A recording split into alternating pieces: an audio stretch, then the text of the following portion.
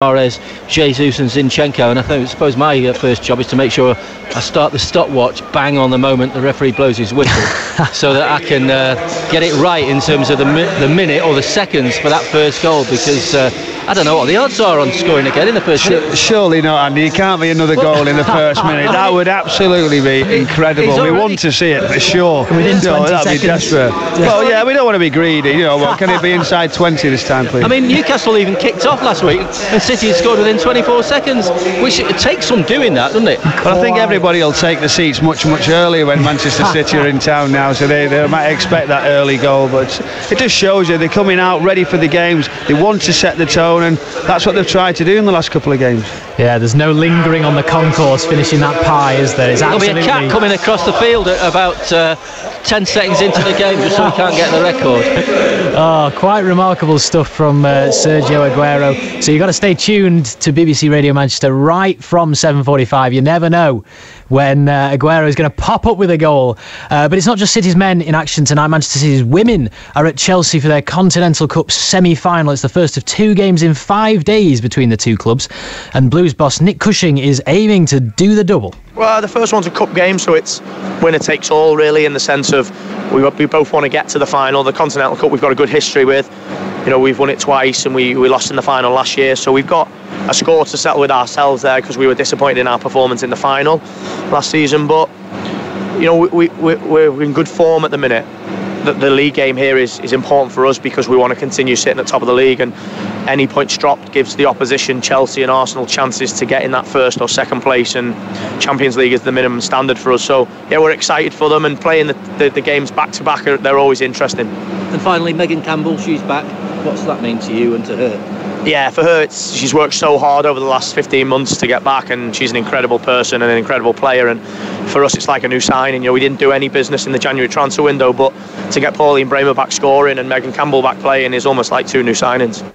So the semi-final between Chelsea ladies and City's women kicks off tonight in just under 5 minutes' time. You can listen to that one online via the BBC Sport app, BBC Sport website, or at bbc.co.uk/Radio Manchester. Click on the commentaries link. Will keep you right up to date as well here, of course, as City go to Everton in the Premier League, and then Chelsea make the return trip up to Manchester and to play against City this Saturday. Full commentary on that one is also online from 1 o'clock. Andy Buckley's doing the double, going from the CFA to watch City's women and then going across to the Etihad to watch City's men play kick-off at 3 o'clock. That's this weekend, so don't miss it here on BBC Radio Manchester. Right, let's hear more from the City midfielder Ilkay Gundogan now as we build up towards kick-off. Just under 20 minutes to go. The Blues are still fighting on all fronts, silverware in 4 different competitions.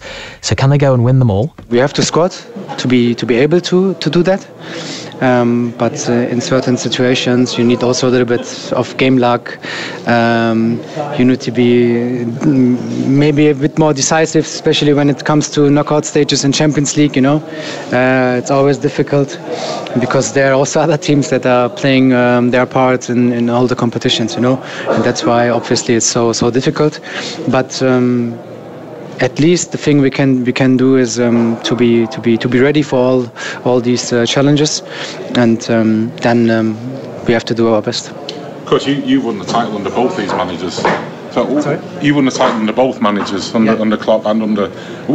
How are they different in this kind of situation? I can't really say that they are different. I mean, obviously they are different in terms of playing style and also in their characters.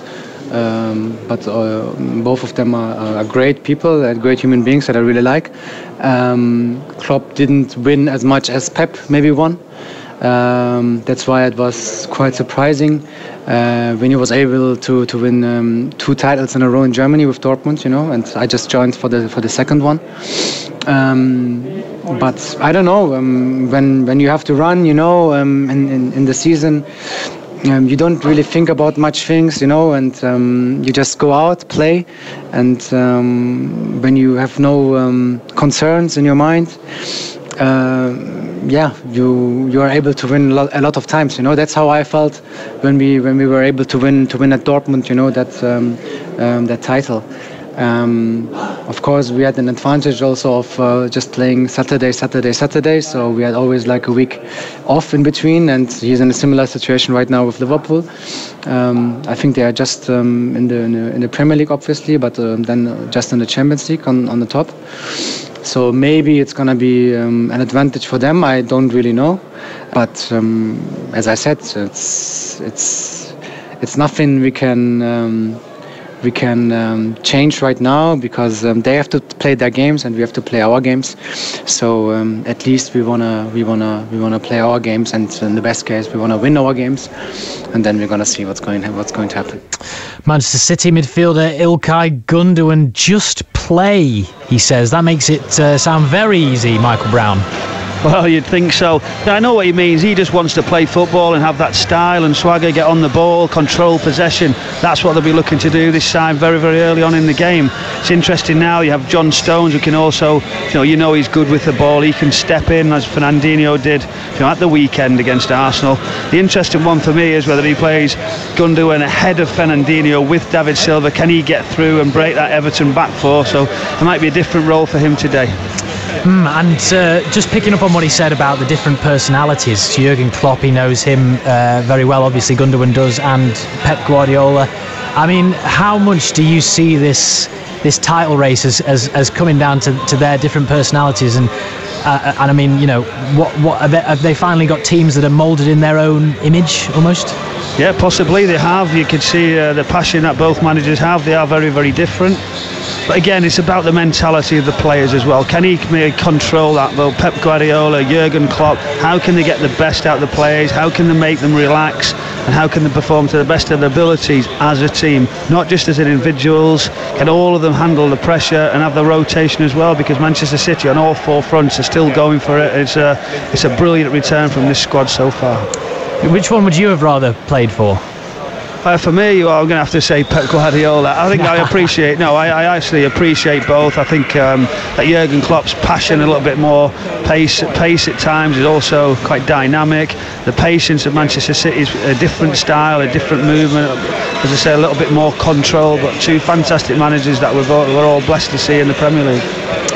And just to say that all the talk on Twitter is absolutely dominated by this Everton lineup. It seems to have really bamboozled a few people. Andy, what's the sort of mood like there at Goodison in the press box? Are people as baffled as they are on social media?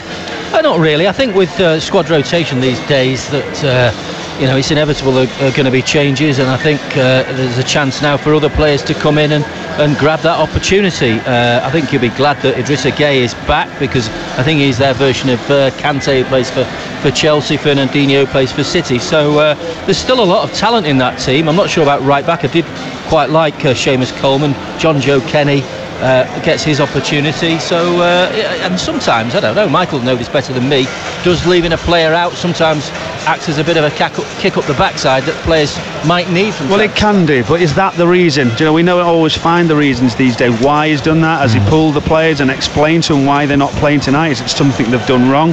But regards to Everton supporters, he's left three players out. That's the difference. Richarlison, he's a fabulous player. I'm not sure why he's not. Sigurdsson gets the goals, as we all know. But is there a bit of unrest there, or has he just sort of said to him, I think this is the best team today to try and do well against Manchester City, but it's very, very important at Watford that we get something there and get our season back on track? And presumably, Michael, that comes down again to the different managers and the way they communicate, because Sir Alex Ferguson would drop players, but presumably he did it in such a way where the player would know exactly what they've done wrong and what they need to do right to get back in the team.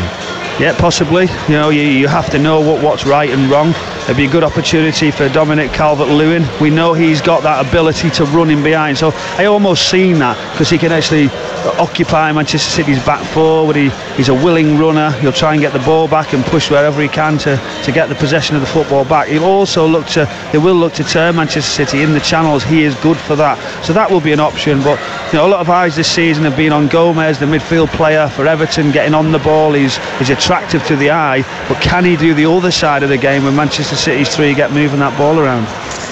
We shall see in just under 15 minutes' time. Michael Brown, Andy Buckley giving our big match commentary tonight. Manchester City's trip to Everton, as Manchester City could go top of the Premier League, only on goal difference though. And Pep Guardiola believes the title itself could come down to goal difference this season, just as it did back in 2012. However, the Blues boss says he's no doubts about his squad going into such a crucial stage of the season. I trust in my players. Because I put always this example. We were 3-0 down in Champions League game in Anfield, and the reaction with the way we played in the second time when we scored a legal goal was an incredible penalty in the second half from Robertson, from Raheem Sterling. The way we react, the way we personally to play, that's good. I think the moment it was in the last season, this season, just one time when we lose one game, and the second game we didn't win. It was this season when it happened in Crystal Palace and Leicester. Always we react good. And I had the feeling when I put them pressure and I put him pressure, they react good. This club's won title before on goal difference. I know it's still early, but it's very tight at the top. There's only 5 goals between you and Liverpool. I think Spurs are a bit further drift. Is that a message that you'll be sending to your players? It could come down. The first message is to win the game, and the second one, it depends on the game. If you can score, score. If you can avoid to concede, do it, because maybe you win that Premier League for the goal difference. I'm agree. So, but we are not going to play a game. I said to the message, no, guys, we have to win today 5-0. No, never said that. So first, what you have to do, try to win the game, and after, when the situation is good, you have the chance. Try it, because can happen. Manchester City boss Pep Guardiola there, and Andy Buckley, Michael Brown. Final word before we go into our big match commentary tonight. What are you guys expecting from this Manchester City side? Are you expecting them to come out of the blocks? I mean, we've seen a bit of a mixed bag in terms of performances. They were a little bit criticised for the performance against Arsenal, even if the result was good. Are we expecting a completely different, a bit of a reversal, and them to come out of the blocks running tonight? I think they are. I think they're going to try and start it. There will be confidence. We talked about that, being confident on the football pitch. There will be now that they can start well. Everton might obviously try and turn them round, put them under a little bit of pressure, Manchester City, especially whether you're thinking with these changes, who will be playing central defence. I think they'll put Calvert-Lewin in for that option. But for me, I see Manchester City. We talked about predictions earlier, myself and Andy. We felt it'd be 3-1 to Manchester City today. It's all about their confidence. The pitch is all watered. They'll be able to move the ball around, but let's really do it with some sort of pace and tempo, and set a style that Pep Guardiola's mentioned, and a real threat to Liverpool. If we can get the result across the city today, it'll make a big difference for the Premier League push. Is that 3-1 with an Aguero hat-trick? Well, I certainly hope so. It would be great to see him get that hat-trick again. It would just be another day in the office for Sergio Aguero. Hopefully they can. You look, and it's a big game on Sunday, Chelsea. How many minutes would Sergio Aguero play? It might be a 60-minute role for him this evening, with Gabriel Jesus backing that up. Yeah, and Andy, you obviously go all over the country watching Manchester City for BBC Radio Manchester. What are your thoughts? And I mean, I guess they've got half an eye on the game against Chelsea on Sunday. That's a big game. This they can't go hell for leather tonight, can they? Yeah, well, they can. Yeah, I think they can, and the impetus that they'll get from it. And Pep Guardiola has wound up his players for the likes of Liverpool and Arsenal in the last month, so they know that they're capable of doing it. It's just doing it week in, week out. And I think that Manchester City, we both predicted 3-1. Michael's son Ritz predicted 3-1 as well before the game on Sunday, so he's got his magic eye on the match. What's he saying anyway, Michael? What's more to the point? Never mind. I'm not sportsman, but I must actually mention, we said we hope he had a pound on it, but he didn't, unfortunately, on Sunday, so he lost out. So whether he's tuning into the game and trying to do the same again this evening, we'll soon find out. Well, if one of you is wrong, you're all wrong, so you can be wrong together with those predictions. We'll hold you to it. 3-1 Manchester City win tonight Michael Brown, Andy Buckley, who are going to bring you full match commentary of Manchester City's trip to Everton tonight. Their chance to go top of the Premier League. Manchester City's women also in action tonight. They're currently 0-0. They've just over 5 minutes gone down at Chelsea Ladies. That's in the cup, and they also play Chelsea Ladies on Sunday afternoon with full commentary of that one with Andy Buckley online at BBC, the bbc.co.uk/sport or the BBC Sport app. Right then, we're coming up to the big match commentary. We're coming up to kick-off. It's just coming up to 20 to 8.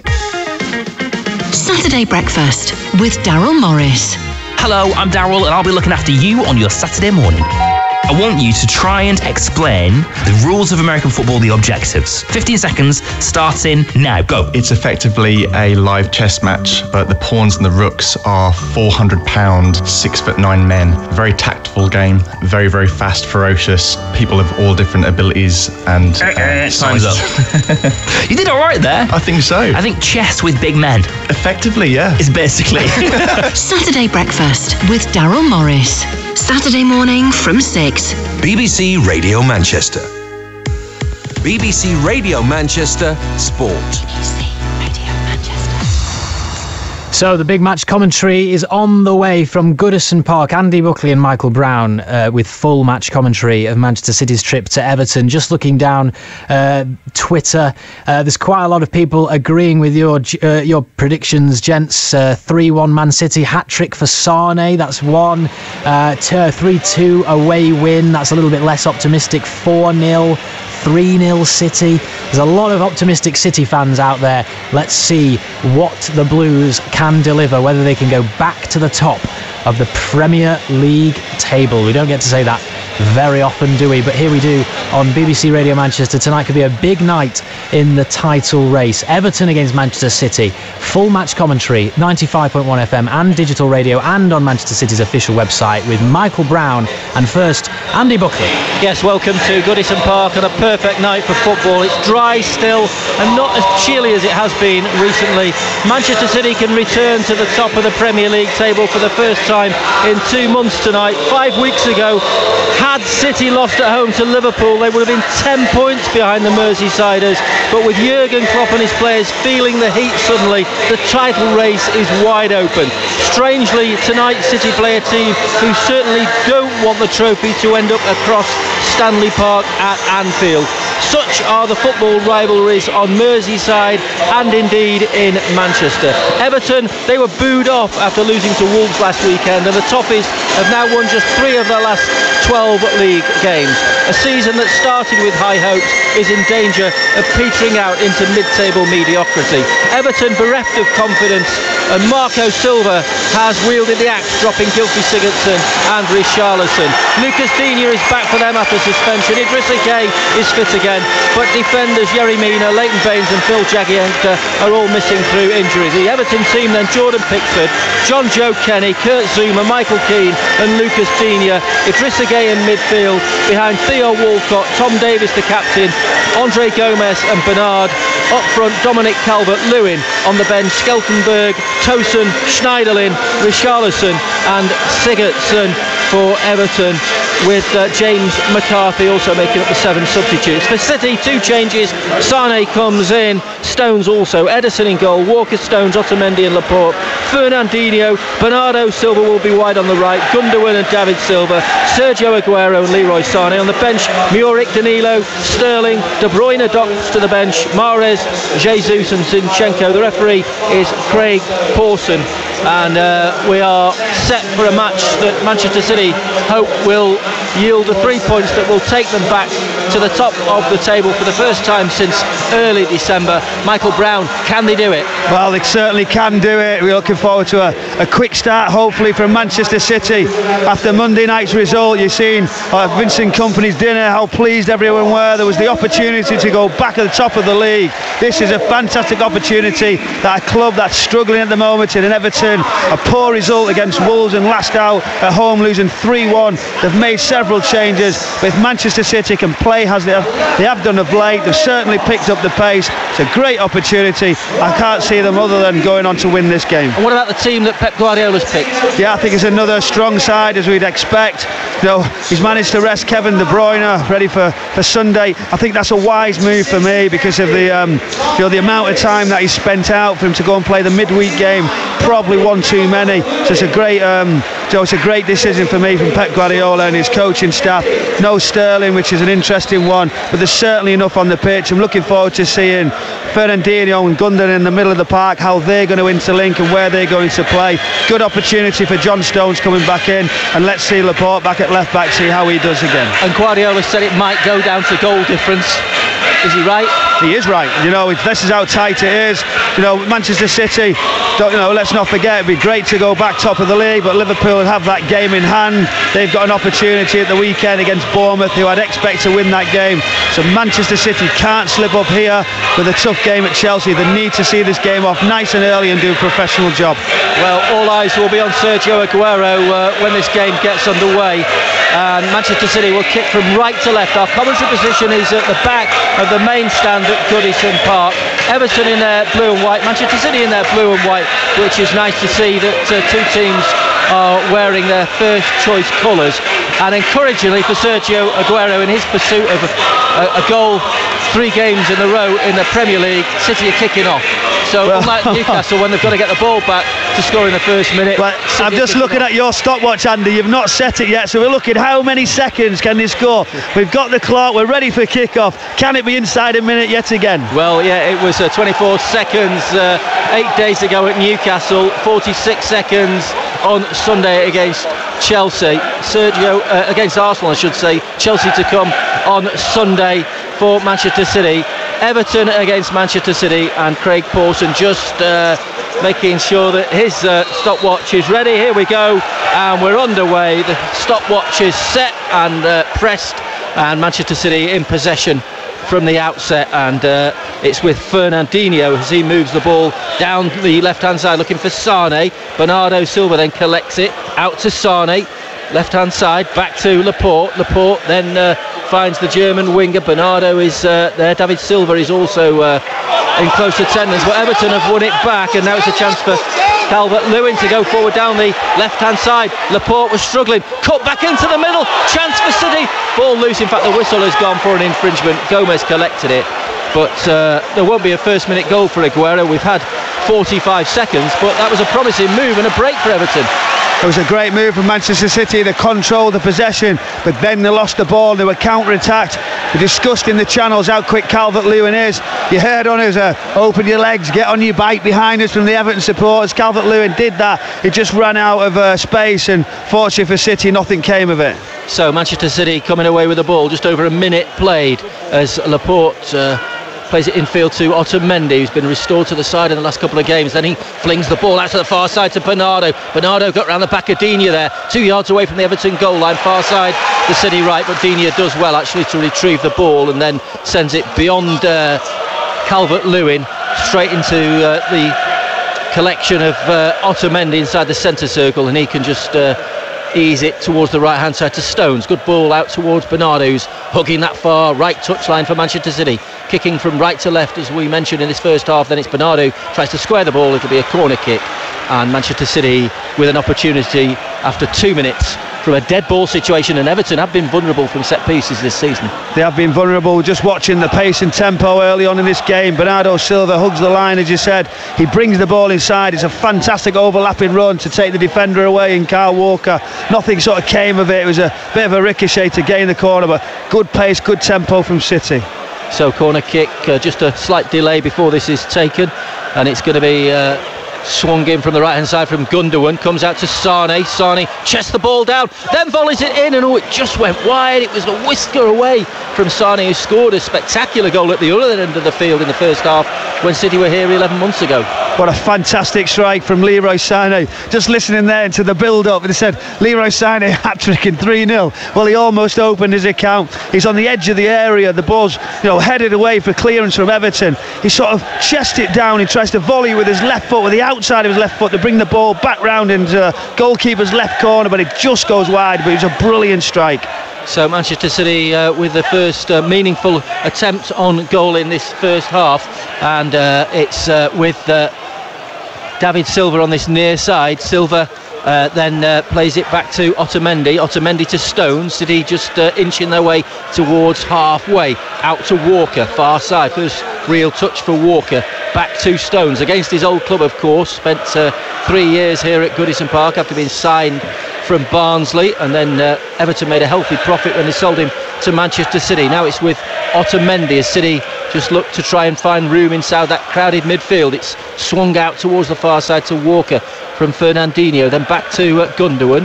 Gundogan then eases the ball towards Fernandinho, and back to Laporte it goes. So Manchester City just knocking the ball around confidently at the moment, Michael. They are knocking the ball very, very comfortable. Everton have retreated. You can see they want to be hard to beat, out of possession, try and limit that start. They know Manchester City. Here's Walker on the right hand side. He's beaten the offside trap. Sorry, the flag was up. I couldn't see for the stanchion that was in the way. It was up. Yeah, it was up. There's an offside decision. We're just looking there. Manchester City controlling that possession. You can see Everton have been working out of possession to try and be tight and compact, no space. They knew what type of start Manchester City wanted. You could see all the Everton players back in their own half trying to defend the space. But that's more like it, City. Good positive start, moving the ball around, controlling the possession. So 4.5 minutes played at Goodison Park. Exclusive match commentary in Manchester on this game. Everton 0, Manchester City 0. Walcott chases it down the right hand side, but struggles to reach the ball before it spins out for a goal kick to Manchester City. Andy Buckley and Michael Brown, the commentary team on BBC Radio Manchester Sport. Ederson with an early clearance, and Aguero is on the end of it. Bernardo is going forward to provide that support. Aguero did well to control the ball and then tries the shot, and it's charged down by Zuma, and then it breaks towards Fernandinho. There's plenty of space though on this field, which will be encouraging for Manchester City, and it does provide hope that they can unlock this Everton team that were caught cold last season. 3 first half goals really tilted the game quickly in Manchester City's favour. Now it's Walcott and Calvert-Lewin down the right hand side. Davis chases it and collects it actually ahead of Laporte. Manchester City just struggling a bit on this near side, their left, just outside their own box. Now it's Calvert-Lewin back towards Idrissa Gueye. Gueye has got Digne far side of the field, midway inside the City half of the field, out to the left hand side to Bernard. Bernard back inside to Digne, then it's Zuma. Zuma will send it towards Keane. Keane looks up. He's got support from John Joe Kenny, who's been brought in at the expense of Seamus Coleman, to Davis. Good footwork from Davis. Then he chips it out towards Bernard, far side of the field. Good build up this from Everton. Then the ball eventually swung in. Otamendi with a firm header away, and it falls to Gomez. Back to Bernard. Bernard gives it to Gomez, the man who's on loan from Barcelona. He sends it back to the centre circle to Keane. 0-0 at Goodison. But Everton having a good spell of possession. Here's Davis, wide on the Everton right, crosses the ball in. Otamendi is there with the first time volley, and City just standing guard at the back, and Everton knocking the ball around confidently. Yeah, Everton are doing very, very well with the ball at the moment. Manchester City look like they've got a good shape. Need to make sure they keep them at bay and have that composure when they get the ball back. Here's Laporte on that left wing, but Davis makes a firm challenge. And Everton, you can probably tell from the cheers of the fans behind us, the season ticket holders, are making a decent fist of it in the opening phase of this game. They are making a decent fist, so if anyone was in doubt about the Everton supporters not sure who they want to win, well, you want to sit in the main stand that we're in, Andy. They're trying to kick every ball, shout of every little pass. They want to win against Manchester City this evening. Yeah, of course you do. You want your team to. You're not going to turn up when they lose because you don't want your rivals to win a competition. That is stupid, really. But Manchester City have got a job to do, and they want to go top of the Premier League tonight, and if they did falter tonight, then they would see that as another chance lost and an opportunity wasted. But Everton have got to throw in now deep inside the City half of the field, and it's back to Davis. Davis swings the ball in over the top though of Calvert-Lewin. But Everton stringing a few passes together, which will have encouraged Marco Silva. Will it have worried Pep Guardiola? Not really. You'd expect them to have possession, but it's outside of the box, it's in front of them. This must go back to a couple of minutes ago. It's hard for us to mention in the commentary, but Ederson got the ball as a dead ball, as he does. He had a wonderful pass over the back four of Everton. Aguero got in, nothing came, but it was a sublime pass. Yet again, it was something on that same wavelength that he's got with Sergio Aguero. They almost got in from another worldie Ederson move. Here's Otamendi now as City shift the ball upfield towards Stones. Then it's out towards Otamendi again. Otamendi forward to Fernandinho. Fernandinho just plays it out towards Bernardo, far side of the field, midway inside the Everton half, but Aguero marked tightly by Keane, and Walcott coming across towards this near side just to check the progress of Sane, who collects it. Sane then, well, as the ball ran out of play as it has, the official down below us saw that it had gone across the line. But an important night for Leroy Sane, a chance to impress, and I think away from home he's probably struggled a bit more than he has done at home. Just maybe that's an impression I get, which is either right or wrong. Well, possibly it's a bit of a, it can be a different game away from home. He's such a talented player, he's exciting, I want to watch him play. So Kyle Walker there is a wonderful pass over to Leroy Sane. He just couldn't get his touch away to try and get at somebody, but he's always trying to make it happen. He's an exciting young player, he has to be patient. This is what the thing is with this squad, you don't play week in, week out. So throw in to Manchester City now. Everton giving the ball away, and an opportunity for City to try and manufacture something. Fernandinho outside the box does well to break up an Everton move. Sane tries to tuck the ball back to Bernardo, but then Everton proceed to win it back deep inside their own half. Flung forward by John Joe Kenny, gets the applause of the Everton faithful. Then in steps Gundogan, who was floored by Davis. Free kick, and 10 minutes gone at Goodison Park. Everton 0, Manchester City 0.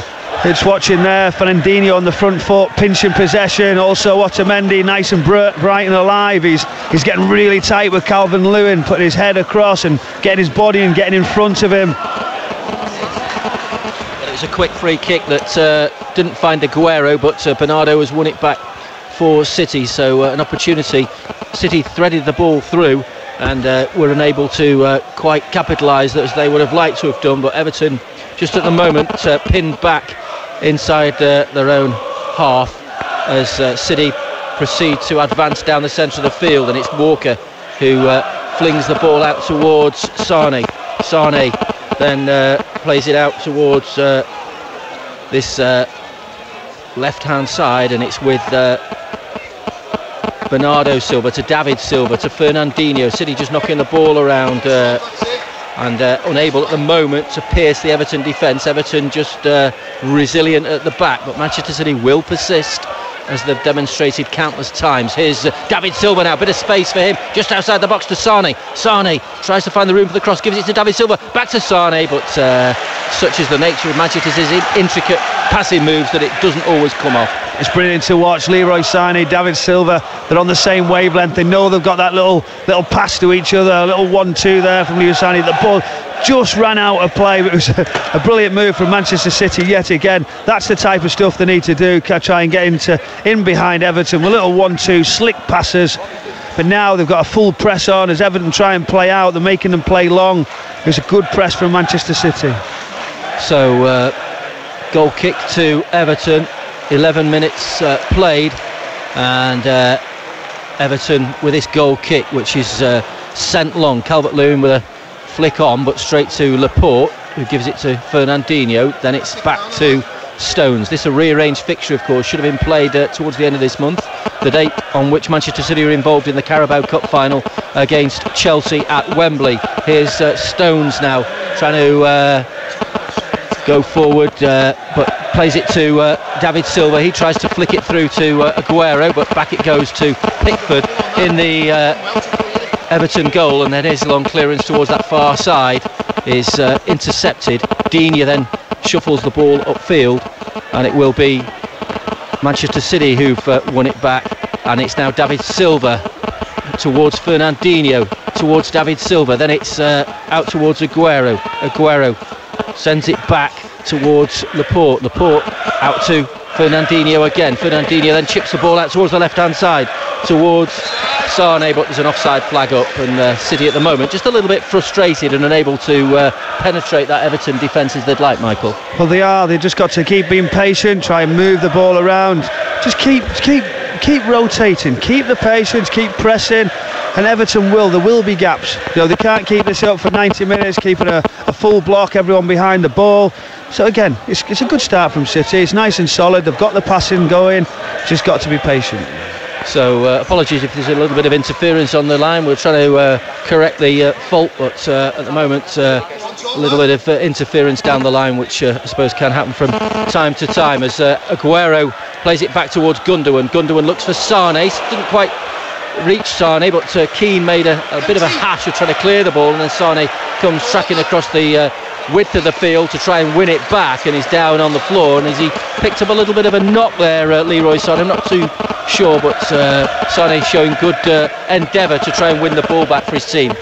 He has shown great endeavour. He almost got in and behind Michael Keane. He tried to clear it, Michael Keane. He just got lucky on the bottom of his studs. But Leroy Sane charged from one side to the other, trying to get the block in. It just sort of rocked him as he sort of tried to block it. Whether it was his ankle or his knee, it just wobbled a little bit. So yeah, it was a difficult one for him. Hopefully he's okay, but it's not looking great. So Manchester City watching carefully as Sane makes his way towards the touchline. And it's going to be a throw into Everton far side of the field as City just make sure defensively they're well organised as Digne throws it down the line, and then it's with Davis far side of the field, and the ball spins out of play, and it will be a throw to Manchester City. So it's like lull in the proceedings at the moment. 0-0. We've had 15 minutes at Goodison Park, and neither goalkeeper has been forced to make a serious save yet. And now it's Otamendi who comes forward for City. Midway inside his own half, David Silva is beyond him. Fernandinho is also there, and it's back with Laporte. Now it's towards Fernandinho inside the centre circle. Fernandinho then sends it long to Aguero. Back it comes to Fernandinho off a Everton shirt though, and then City trying to bring the ball down the left-hand side through Laporte towards Sane. Sane out to Laporte. Laporte looks up. Fernandinho is available and will get the ball as Laporte feeds the Brazilian. Then it's to Walker. Walker trying to thread it through, but won back by Everton. Not for very long though, and it's given out by Gundogan towards Sane. There's a chance here. Sane back to Gundogan, and his shot is charged down, and it will be a corner kick which Sane himself will come across to take. Manchester City got lucky, but then it fell in the middle of the park. Fernandinho to Gundogan, sweeps it outside to Leroy Sane. He's right in the box. You're thinking, can he fizz it across? He doesn't. He tries that cut back from the late run from David Silva. He manages to get a shot away, but Kurt Zouma was straight across and defended very, very well. Good opportunity for City though. So they've got this corner kick, 0-0 at Goodison Park, a night when Manchester City want to win to go back to the top of the Premier League. Gundogan with a deep corner kick. Oh, and it's headed wide, and it was Laporte. What a chance, because Pickford came for it and didn't get there. We'll just watch the action replay on the screen, and that was a gilt-edged chance. It was a deep corner, and Laporte with a header, free header as well, and that was a serious blunder by the Everton goalkeeper. Yeah, it was a difficult one with that sort of in-swinging. It goes wide away from the goalkeeper and then back in. It was a brilliant opportunity, unmarked there, rising at the back post. Laporte, you're thinking it's in the bottom corner, but actually it just misses the post. How Manchester City are not leading this game now, I do not know. Yeah, that was a wonderful chance, and yet again illustrating the vulnerability of Everton from set pieces. They've conceded 11 goals from dead ball situations this season. That's excluding penalties as well. Here's Digne racing down the far side, the Everton left. Across goes Walker just to intervene and allow the ball to drift out of play. But you've got to take your chances, because those kind of misses could come back to haunt you. They can. It wouldn't be a sort of a move you'd expect from Manchester City. A straight ball in with a header at the back post. They're normally more intricate, some more precise passing, but they take that. That's what they've got to do. If Everton are actually sloppy on set pieces, which they have been, wherever they're marking, they're unsure with them runs and the quality of that delivery. That's why I like Kevin De Bruyne on the ball from that area for the in-swinging corner. But don't get me wrong, Gundogan's got great delivery, especially on the wide free kicks. Here comes Stones for City towards halfway. Walker though just hustled out of it by Bernard, the diminutive player who was signed from Shakhtar, played against City in the Champions League last season. Walker though just dallying a little too long, plays it back to Ederson, who's got all the time in the world, or appears to have, and he just chips it out towards Bernardo, but his first time header just finds an opponent, and Digne can get Everton just into an attacking phase again. But for the moment they're just playing the ball around the back of their defence towards this near side with John Joe Kenny. That was a poor ball from Kenny, and Aguero was ready to pounce. Now Aguero plays it towards Bernardo outside the penalty area. Gundogan goes across, Zouma comes to the rescue though, knocks the ball out, but Everton's defence sluggish there. They were sluggish, a poor ball as you said. That's where Manchester City are good. They pinch the ball, they've got the runners now. Bernardo Silva getting that ball back. Fernandinho, we know he's very good at it. And then the pounce, quick counter-attacking, slick football. They're now coming in and growing into this game. John Stones now trying to get the ball and get everybody playing. So it'll be it's a good spell now for City.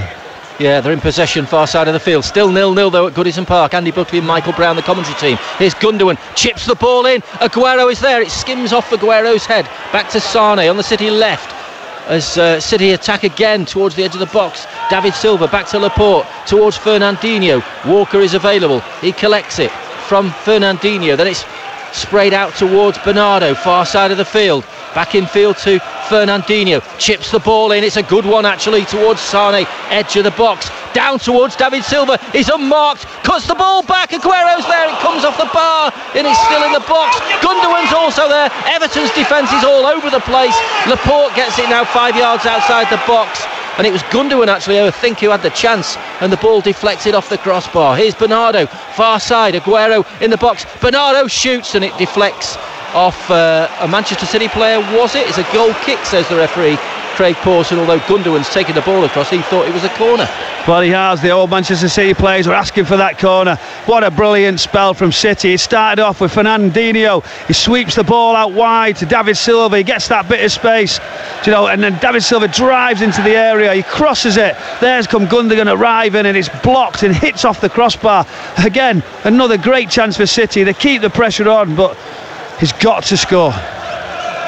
So City showing signs that they are taking a grip, and surely one of these chances is going to go into the net sooner or later. Hopefully, I hope I'm not tempting fate there, because they even took the lead at Newcastle and proceeded to lose that fixture. Now it's Otamendi out towards the left-hand side to Sane. Sane down the line to David Silva, who's offside, and the flag is raised. And of course Manchester City women are also in action tonight. I think it's still 0-0. I'll bring you any update on the score in that in the Continental Cup, which is the women's version of the League Cup. Manchester United and Arsenal play tomorrow in the other semi-final, and the winners play each other at Sheffield United at the end of this month. The West Brom Brighton is also taking place tonight in the FA Cup. That's a replay. The winners play Derby, and that game is just about to get underway at the Hawthorns as City force Pickford back towards his own penalty area, and Pickford just punts it long downfield, and then Otamendi is there. Dominic Calvert-Lewin couldn't quite reach it for Everton. Then it's Stones who plays it forward rather tentatively towards Gundogan, who decided that safety first was the best policy, and it's back with the Manchester City central defender Otamendi, played forward to Laporte. Laporte just guides it forward into the path of David Silva, who shrugs off one challenge but then is beaten by Gomez. Gomez down the right hand side, and the ball deflects off Laporte for a throw in to Everton. And I think apart from one or two scares at the back, Everton have acquitted themselves pretty well, certainly with one or two season ticket holders breathing down our neck right behind us. I think we've got to say the right thing at the right time, Michael. We've got to. It's been an interesting start. Other than a couple of runs from Everton, Manchester City have pretty much controlled the possession. They had a couple of minutes in the game with City showed a good shape. Since then, Manchester City has tried to turn the screw a little bit. They've had great opportunity with a corner at the back post. Laporte should have scored it, and then Gundogan off the bar, possibly deflected. But they're starting to come into this game, but they must score a goal when they get these great opportunities. BBC Radio, Manchester Sport 95.1 FM and digital radio, also live on the Manchester City official website, mancity.com. 0-0 at the moment, a tense night for the Blues, but it's going to be that way till the end of the season. They're used to it. They didn't quite have it that way last season. Here's Calvert-Lewin towards Walcott inside the box. City eventually scramble it clear through Otamendi towards Aguero. He tries to roll it down to David Silva, who's dispossessed by Gomez, the number 8, out towards Davis, but Davis's first touch is pretty poor. Then Idrissa Gueye picks it up for Everton towards Walcott. His first time cross is swept away by Fernandinho, but you can tell from the rise in the volume that Everton have been encouraged by that little spell of play, and now they've got this throw which is taken down towards Idrissa Gueye. But you also suspect as well that Everton are walking a fine line, really. They're on a real knife edge, aren't they, in terms of their game, because at the back they do also look a little bit dodgy. They are vulnerable, as I said. They scored, conceded 3 goals against Wolverhampton Wanderers. They could have had a lot more goals on the day as well. So this is when City are dangerous. Soon as Everton try and be a little bit more expansive, a little bit open, try and think they're doing something on the counter-attack, then City can punish. That's what they're waiting for. You see the likes of Sane, Aguero, Bernardo Silva very, very wide and high on the opposite side from us. Bernardo Silva just itching to get on the ball. He's there now, available. They're just not playing it quick enough to him. Here's David Silva, or David Silva I should say, towards John Stones. Then it's met by Gundogan. Gundogan just on the far side, Bernardo beyond him, David Silva towards Gundogan's left, and Manchester City just make a bit of a hash of it. What do you think is Laporte as a left back, Michael? I think he's obviously he's okay, he's sound, but whether he can travel up the pitch at the speed that you maybe need as the fullback. And then, as we know, Pep Guardiola likes his left back to drop into the midfield place at the base of the semicircle, so I'm not sure he can do that. So that's where they are a little bit limited. Away from home, I don't see it as a bad thing certain times if they're playing better teams. Here's Davis for Everton as they're trying to inch their way upfield, but he can't control it, and Walker has it midway inside his own half. Centrally for City towards Fernandinho, who's been heavily involved as he always is. He plays it back towards Stones. Stones just delicate ball forward to Laporte. Then it's David Silva who nods it down, but a little bit hurried, and no real pattern to City's play there. So Everton have won it back on this near side there, right. Back it goes towards John Joe Kenny, infield to Idrissa Gueye. 0-0 at Goodison Park. The big match commentary on BBC Radio Manchester Sport. Davis does well to find Gomez. They play a 1-2 between each other, and then it's Bernard a little bit further forward who is calling for the ball. Instead it's played out towards Theo Walcott, the former Arsenal man. Walcott tries the first time cross, but it's charged down by Laporte, and then it's going to be a goal kick because it came off Walcott finally.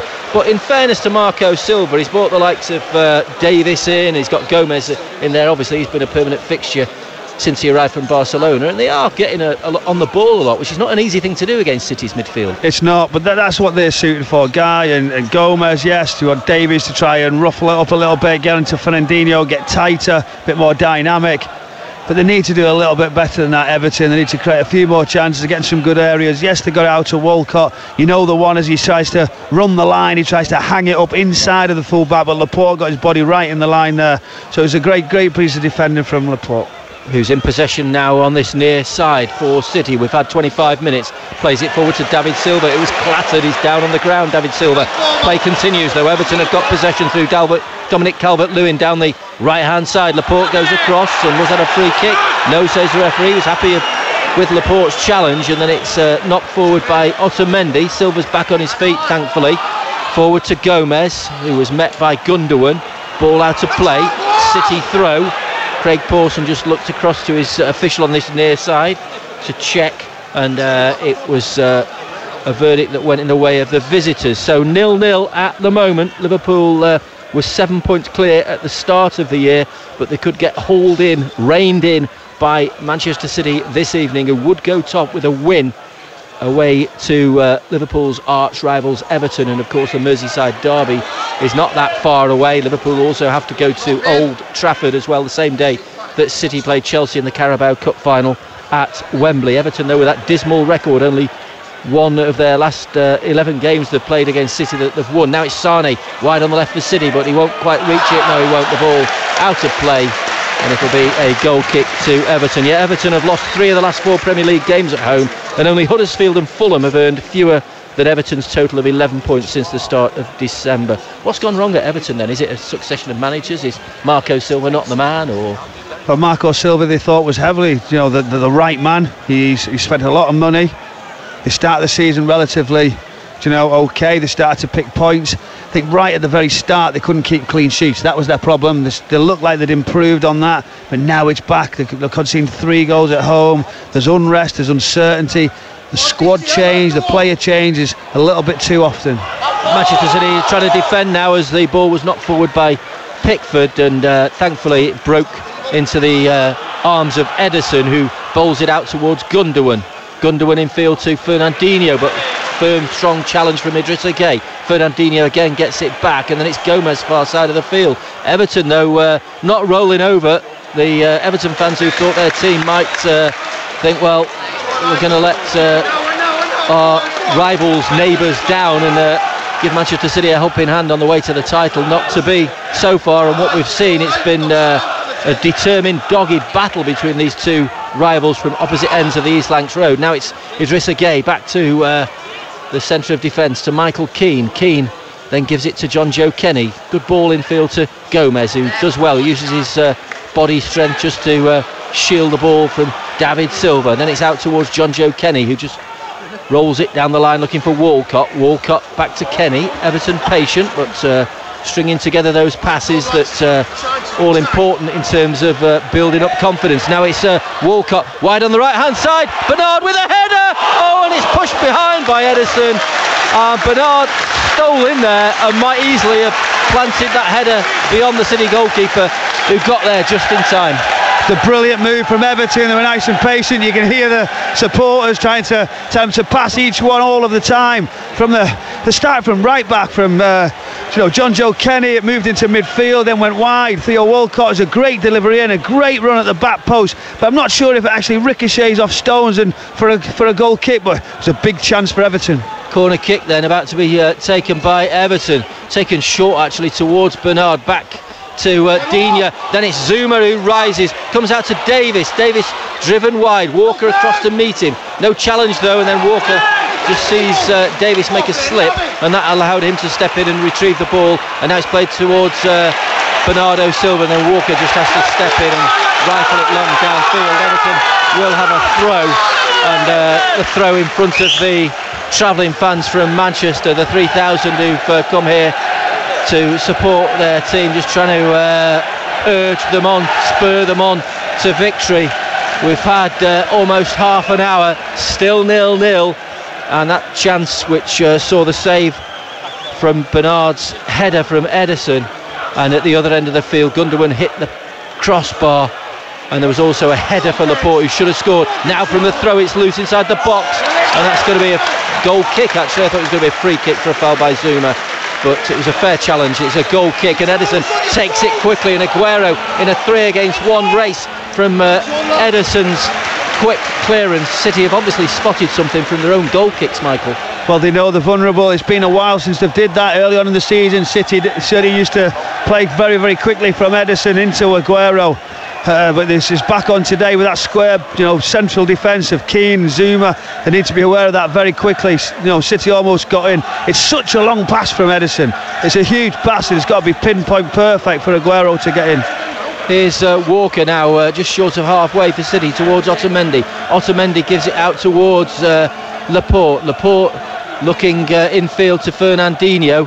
Fernandinho forward to David Silva, back to the Brazilian, who then swings it out, a diagonal ball towards the far side to Bernardo Silva, to Gundogan. Gundogan turns, can't find the room for the shot, so he elects to just chip it in towards Sane, who's onside. First time ball from Sane was weak though, and he miscontrolled it. In fact, he scuffed it, and Keane was able to dart in and steer the ball away to safety for Everton.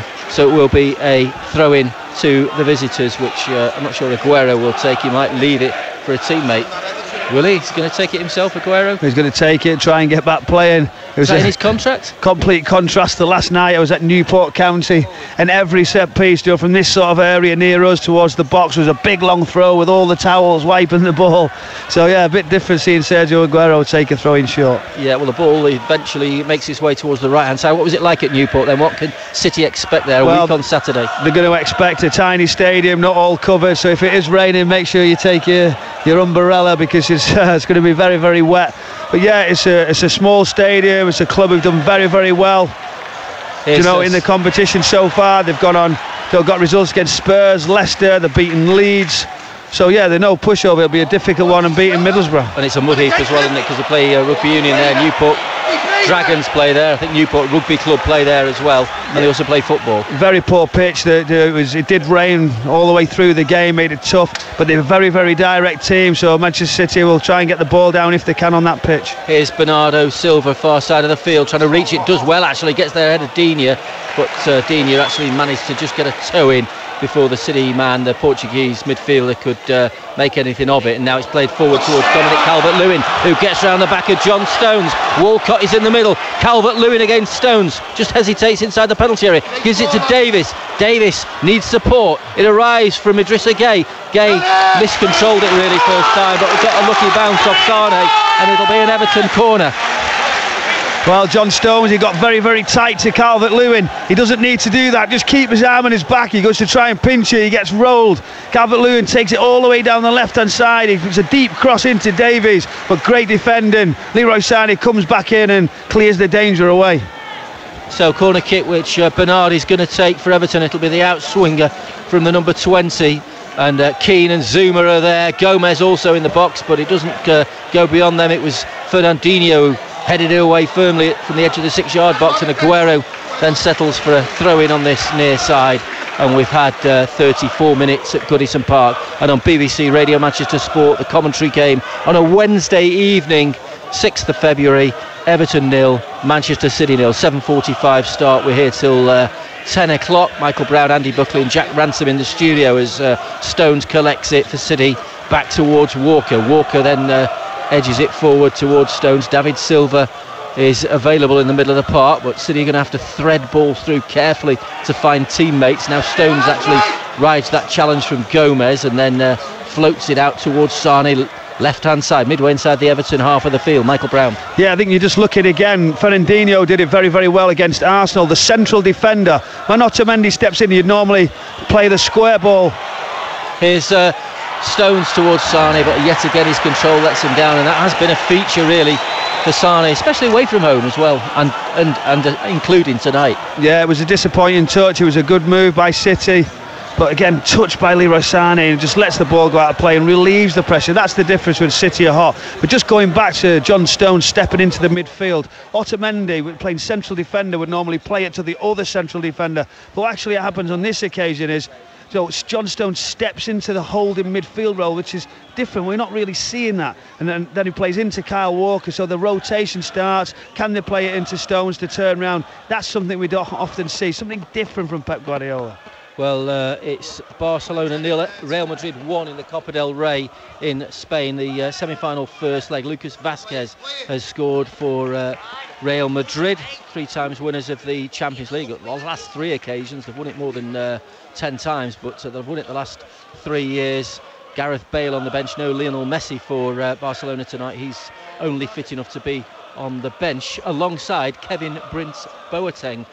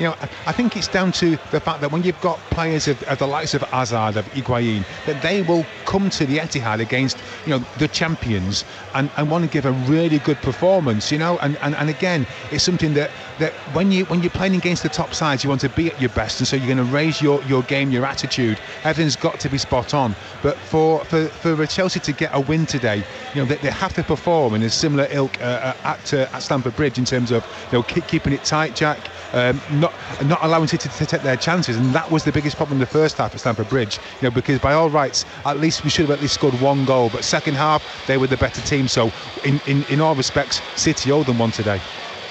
He's new to the Premier League, the Chelsea manager, and a lot of people come into the Premier League from elsewhere in Europe, and they all seem to say, I think it's like, sometimes I feel as though they've been caught like a rabbit in the headlights. If you haven't experienced it before, I don't really see that. I'm not being critical of any other European leagues, and they are what they are, but I see a lot of times La Liga, obviously the Bundesliga as well. I don't see too many results where, you know, a team in the bottom three beats a team in the top three. Occasionally it might happen, occasionally it might be a draw, but that's not all that unusual in the Premier League. Is it the most competitive league in Europe, the Premier League? I think you'd have to say it is, Jack, you know, and I think that's well recognised, you know, across of Europe and beyond.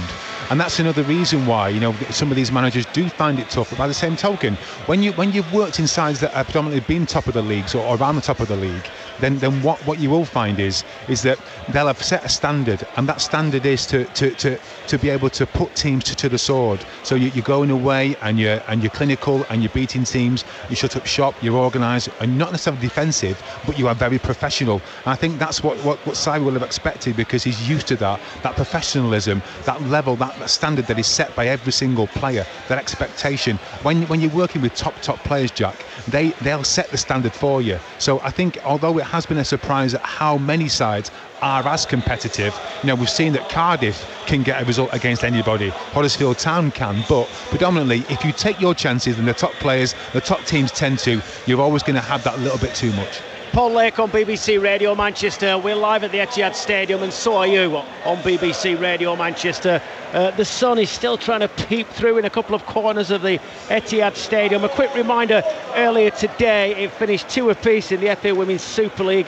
Manchester City's women drawing 2 apiece with Chelsea. That's after they led at 1 point by 2 goals to 0. Well, what's going to happen when we get underway at 4 o'clock in the Premier League? You can find out right here. You've got commentary on the way with Paul Lake and Andy Buckley. First of all, for the final time ahead of kick-off, let's hear a bit more from Pep Guardiola, who believes Chelsea's new loan signing, of course, what a debut he had as well, Higuain, could pose a threat to his team today. He's also turned down claims from the Chelsea boss, Maurizio Sarri, that the Blues are the best team in Europe. Well, a massive striker. When he drops, he knows to play. He keeps the ball. Incredible movement, runs in behind, closing the box.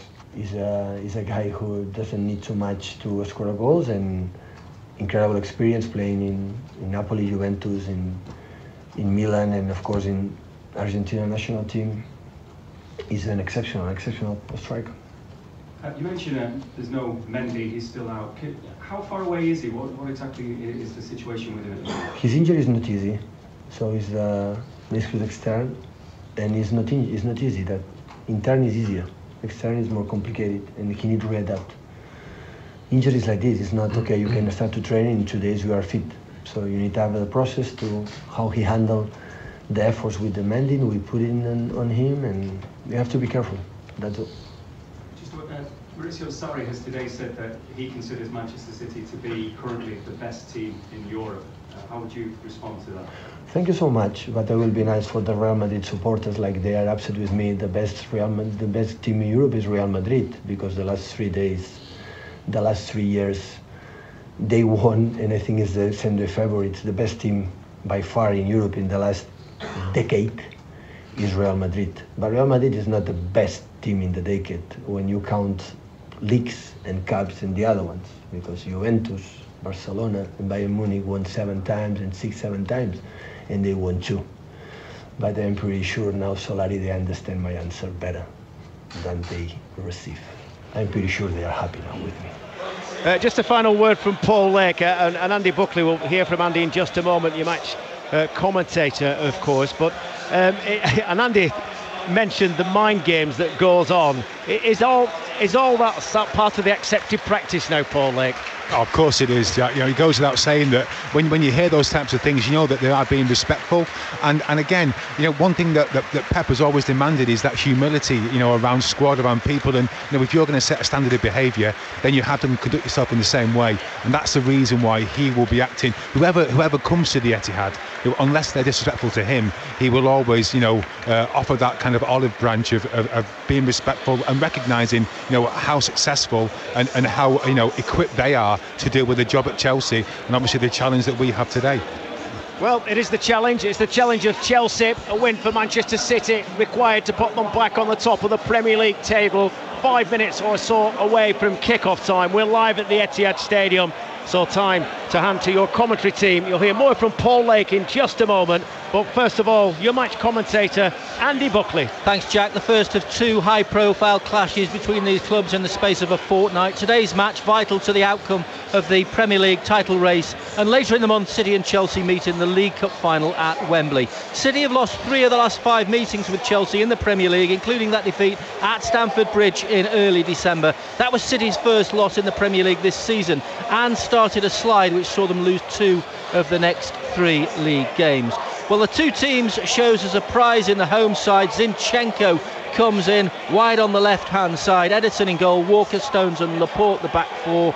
Bernardo Silva, Gundogan and De Bruyne in front of Fernandinho, with Aguero leading the attack and Raheem Sterling wide on the flank. The substitutes are Muric, Danilo, Sane, David Silva, Riyad Mahrez, Nicolas Otamendi and Gabriel Jesus. For Chelsea, in goal, Kepa, Rudiger, Luiz, Jorginho, Alonso, Azpilicueta, with Kante in his new advanced role for the Londoners, Ross Barkley, Gonzalo Higuain, the much coveted striker who played under Maurizio Sarri at Napoli, Eden Hazard and Pedro. The substitutes are Willy Caballero, the City fans know all about him, Ruben Loftus-Cheek, Matteo Kovacic, Olivier Giroud, Willian, Andreas Christensen and Emerson. The referee is Mike Dean. He's sent off 9 players in 19 Premier League games this season, 4 more than the next strictest official, Michael Oliver.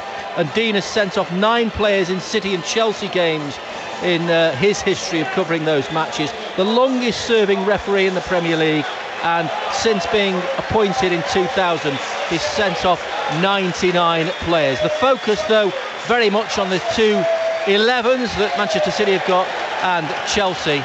And I mentioned about a high profile clash, Paul Lake, just looking around this magnificent arena, the expectation, the anticipation, the atmosphere, it sums up really the size of the occasion. Yes, it does, Andy. You know, you've got 2 teams who, you know, on paper as well, you know, are awash with world-class players. You know, players they've experienced the highs of winning leagues across of Europe, and obviously, you know, internationally being, you know, and you know, being world renowned. So you have got, you know, a team like Chelsea who will want to come to the Etihad and could potentially be the only team to do the double over City this season. You know, when all said and done, it's not so much that this game could decide the Premier League title, but as mentioned before with Jack, it's certainly a statement of intent. If you can beat Chelsea, a side like this, and beat them well, you know, it does send a shiver, you know, across over to Merseyside and over to Tottenham. But when all said and done, it's all about how each individual player, you know, is equipped to do their job, you know, be responsible. Pep's changed the side again. He's brought in Zinchenko, which is a surprise to 1 or 2 people because Laporte has played left side and been an excellent understudy in that left back position. But the bottom line is, it's all about how they prepared for the rest of this week. Pep's got every trust in all of his players, especially the likes of Zinchenko and Walker, who, I mean, Walker again has come back into some rich vein of form. So all said and done, Andy, City are prepared. Chelsea have had more of a break, but you expect that from this team. They've played 10 games in a month, but every player will be right at it. They know what it takes to win the league, and they'll be confident they'll be able to overcome their arch rivals. I suppose the inclusion of Zinchenko just beg the question as to his defensive qualities, because We know that going forward he's okay. That's his skill really, is going forward and creating goals for Ukraine, and that's what he's done throughout his limited career so far. But defensively he was found wanting before Christmas, hence the reason that, like Delph, who's nowhere near the squad today, they're not playing as left backs. And then we've got Pedro and Hazard and Higuain, and you're thinking, is this the day to play him? Well, it's an interesting one, isn't it? And again, in terms of how Chelsea set up, if they go with that 5 and Jorginho is sat deep, Ross Barkley and Kante, I've got good pace to get around the pitch, but maybe he's looking for Zinchenko to step in there. Maybe Fernandinho drop in to make a 3 with Laporte and John Stones, and allowing Kyle to maybe be that kind of sweeper defender whipping round, but allowing Zinchenko to get in there and actually ask questions of Pedro, asking him to step in there, and also asking questions of Kante and Pedro as to who steps in there, causing a bit of confusion and creating that space in that pocket for the likes of Raheem Sterling or Bernardo even to step into it and to exploit. So obviously there's a tactical reason why he's involved. We know that on the ball, one touch, on the rest of it, is excellent, but as you say, when it comes to pace, he is left wanting. So Manchester City are about to kick off wearing their traditional sky blue and white, Chelsea in their famous royal blue colours. Sergio Aguero is about to get the game underway. A terrific atmosphere, 4 o'clock kickoff, Premier League football, Manchester City against Chelsea. The countdown is well underway towards the end of the season. Who will hold their nerve at the top end, the business end of the season, the top of the table? Liverpool 3 points clear of Manchester City after beating Bournemouth yesterday. Can City go level with the Merseysiders as City kick off, and the ball is back with Stones on the edge of his own penalty area, then to Walker back to Stones, who rather gently plays it out towards Laporte. So we'll have to see how this game pans out tactically in terms of the strategy that Pep Guardiola has employed. He said that if City win 12 games, the last 12 games, they will be champions, but he doesn't think they will win those 12 games, and he also thinks that other teams are going to drop points. Whether that's kidology, we'll have to wait and see, but it is all about the mind games as much as anything at this stage of the season.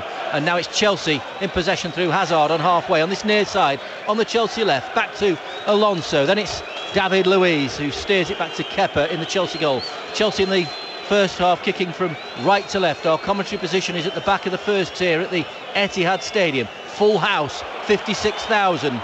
Back to Kepa again as Chelsea then switch the ball upfield, chested down by Pedro, and Kante is there to try and retrieve it. Instead Barkley just intervenes, and Pep Guardiola will have been stung by that defeat that City suffered at Stamford Bridge in early December. Now Stones is beaten in a foot race by Hazard. Hazard in towards Higuain, into the penalty area, tries the shot, charged down, and then it's hoisted away by Walker. Bernardo is also there, still loose but still in play, and Hazard is able to collect it and then see that Conte made an early run, wasn't on the end of it though. Now Chelsea to Higuain. City under pressure here as Higuain fires the ball in, cleared as far as Barkley, then out towards Alonso. Hazard stationed a bit further forward, back to Jorginho, in comes Fernandinho, well-timed tackle, miscontrol by Gundogan. Chelsea have got it back, and that was a good turn, lovely run from Hazard just a few moments ago, Paul Lake. Yeah, it was, and that's the fact that you've got on this side, Andy, because what's happening is that Kyle Walker is sitting back, then having to press Barkley on this right-hand side. Therefore, it's leaving Hazard as that space to run into that pocket, and that allows, at the same time, it does allow him to challenge John Stones. Now, whether he comes over, and therefore there is space for Higuain to play into, Pedro coming across. So it's really interesting. If City aren't keeping the ball, there are problems with Ross Barkley on this side. Now it's Aguero on this near side for City, so it's a tactical battle between Maurizio Sarri and Pep Guardiola, and City are in possession at the moment through Zinchenko, his first real touch of the game. Now it's Sterling with his back to goal. He's gone to the left hand side, Sterling, in the opening skirmishes of this game. Fernandinho guides it back to John Stones. You just get the sense that both teams are easing their way, feeling their way into this contest. It's a high-profile game between two heavyweights. Now De Bruyne goes down, tackled by Jorginho, the man that Pep Guardiola wanted to sign for this club. Free kick to City good to see De Bruyne back in the starting lineup. It is, and again, you know, he's been frustrated at times, but managed to keep control of that frustration, you know, and he's slowly got better and better, finding his form, finding his feet. So here goes City, here's Bernardo into the penalty area, crosses it in, it's loose, Sterling has scored! Raheem Sterling in the 4th minute guides Manchester City into the lead. Bernardo on the right, it was played back, Chelsea didn't deal with it, and there, perfect timing, was Raheem Sterling to pounce, his 13th goal of the season. Lucky 13 for him, lucky for Manchester City, but they're ahead. Manchester City 1, Chelsea 0. Well, and what's happened there, Andy, is a genius bit of quick thinking from Kevin De Bruyne. Basically, Chelsea get themselves organised. Bernardo was pulled wide, you know, when he's hugging the touchline, made a diagonal run, and whilst they're still muddling on who's picking up who, there was a space of 10 yards to pass the ball into.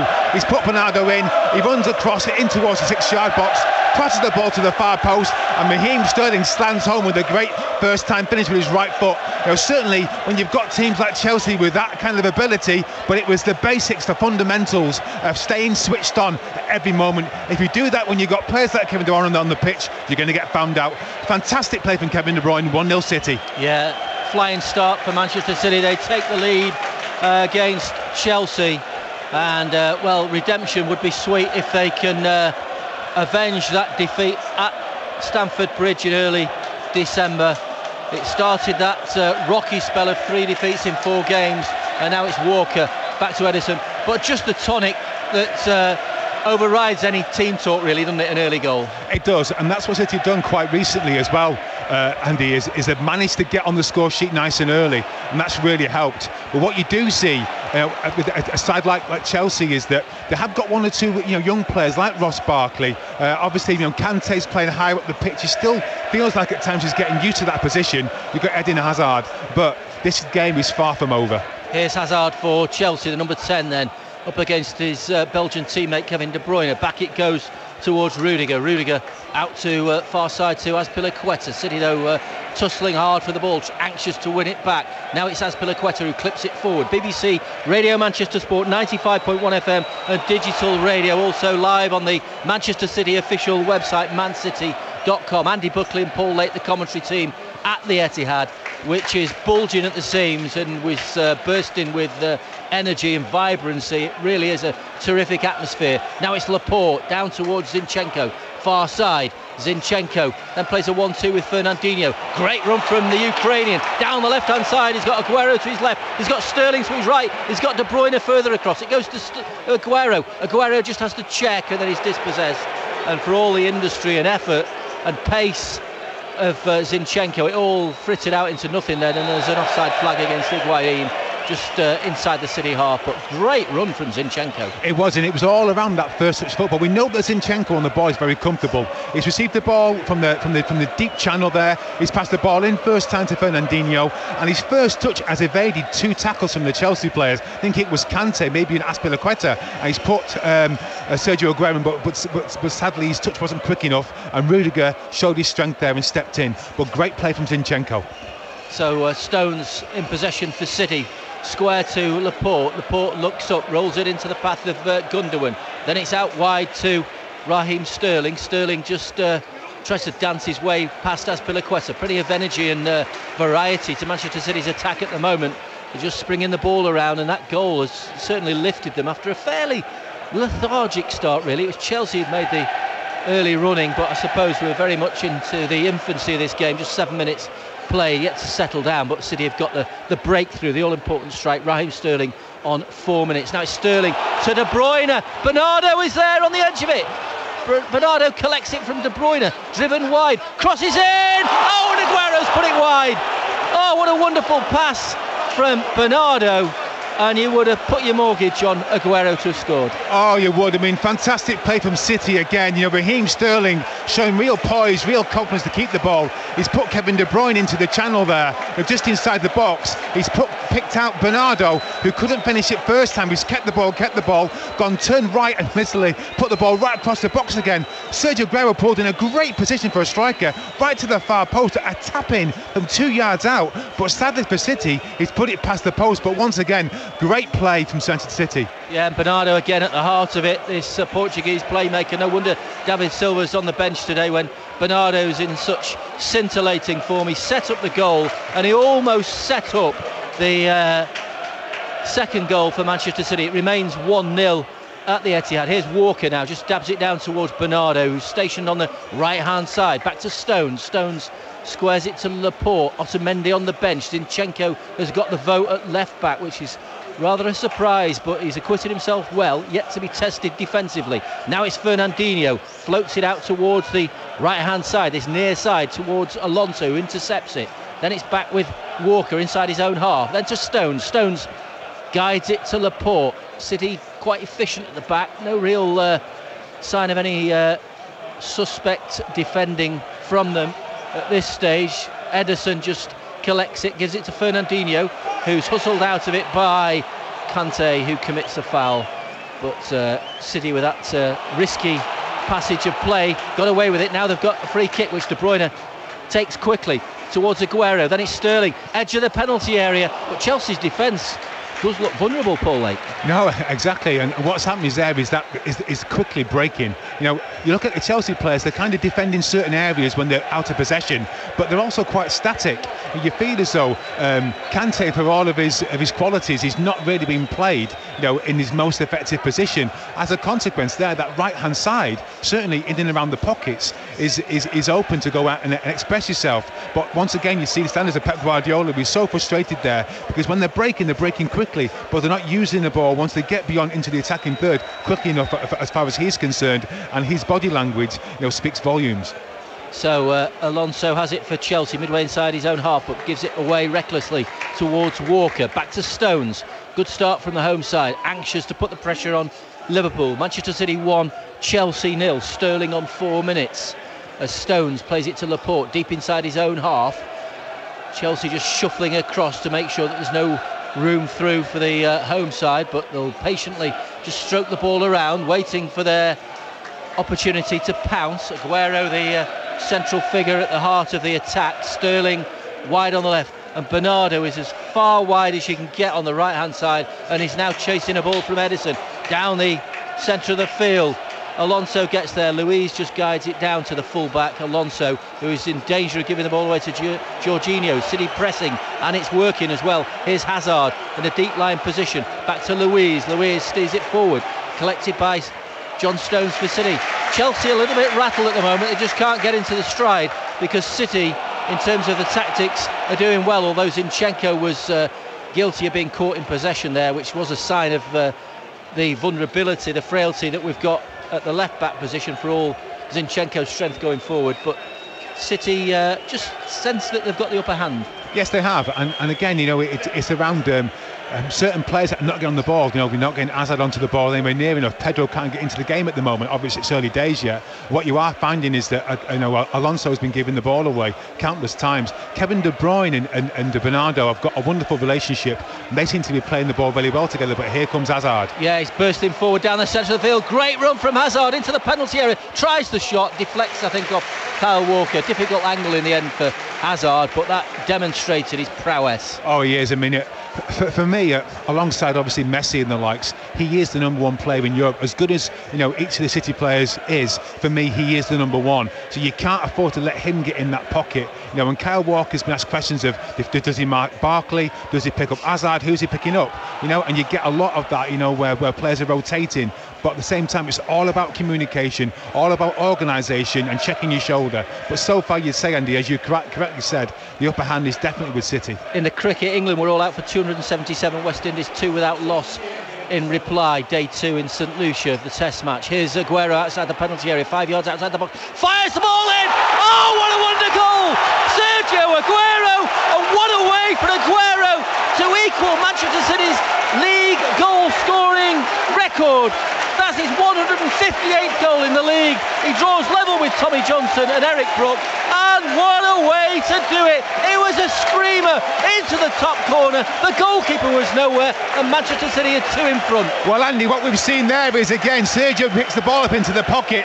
He plays the ball wide to Zinchenko, has a bit of a heavy touch, but comes inside. He toes it into Sergio, who gets in front of Kante, gets in front of Rudiger, and he smashes the ball into the far top corner. Edmund, watching Match of the Day tonight, you watched that. It was a wonder strike from Sergio Aguero. That's 2-0 to City, and talk about taking the initiative. And again, Zinchenko has got forward 2 and 3 and 4 times this season, in this game, and he's been selected for the first time this season, you know, in terms of other players being fit.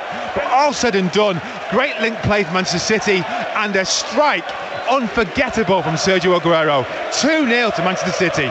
Yeah, it was. They just replayed the goal on the giant screen, and you could probably hear the oohs and the ahs from the fans, because when you watch that goal from different angles, you just appreciate even more every time the quality, the crispness, the cleanliness of the strike, and it really flew into the top corner. The goalkeeper couldn't do a thing. He was stranded.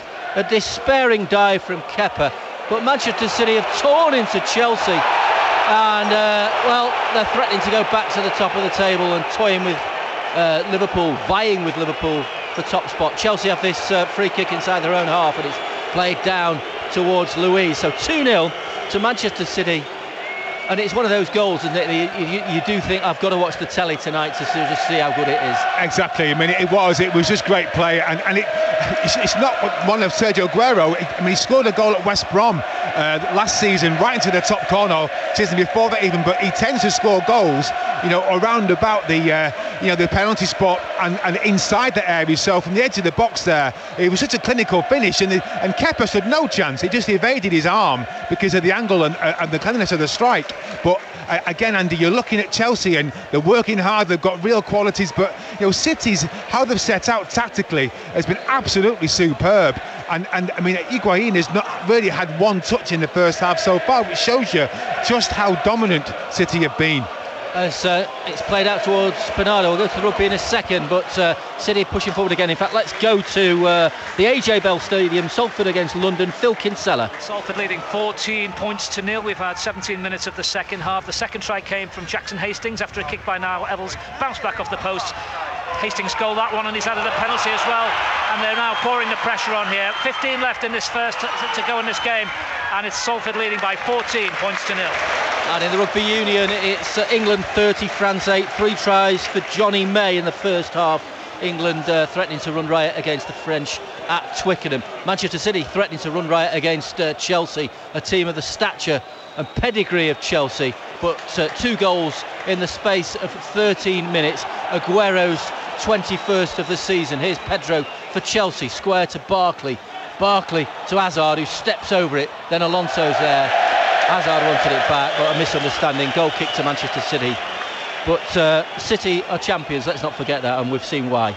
Yeah, exactly that. You know, City's form has been superb. You know, the last sort of, you talk about the third quarter of the season, they've really come into their own. Granted that the majority of players aside of Mendy and Vincent Kompany, you know, are fully fit.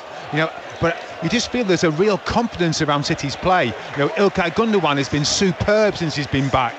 And at the same time, you've got Kevin De Bruyne now back into form. The one player who we speak about, Andy, who has been, for me, alongside Laporte, our player of the season, has been Bernardo. And really, you can't leave him out. He has been so effective. Yeah, indeed. I was talking to a chap called Andy Mitten, actually, just before kick-off, who's an old friend of BBC Radio Manchester. I think his grandfather played for United in the 1948 FA Cup final, and he's here to do a piece for a publication in China about Bernardo. He was asking my opinion, and I just said, well, is he a heir apparent to David Silva as Aguero tumbles to the ground? Luiz with a challenge, no yellow card from Mike Dean, the referee. 2-0 to Manchester City, who are running amok against Chelsea at the moment. 18 days till City's next league game, West Ham midweek after the Carabao Cup. So they've got 3 cup games in a space of a week: Newport, Schalke and Chelsea in the Carabao Cup final. It's a real mixed bag of opposition, but it's important that they do sign off in style today, or with a win anyway. Yeah, exactly that. And again, it's all around keeping that momentum, keeping that pressure on Liverpool and Tottenham, and Tottenham aren't going away anytime soon. So it's hugely significant to get a win, but if they can get a win with real style and real panache and with more and more goals, it just adds that pressure.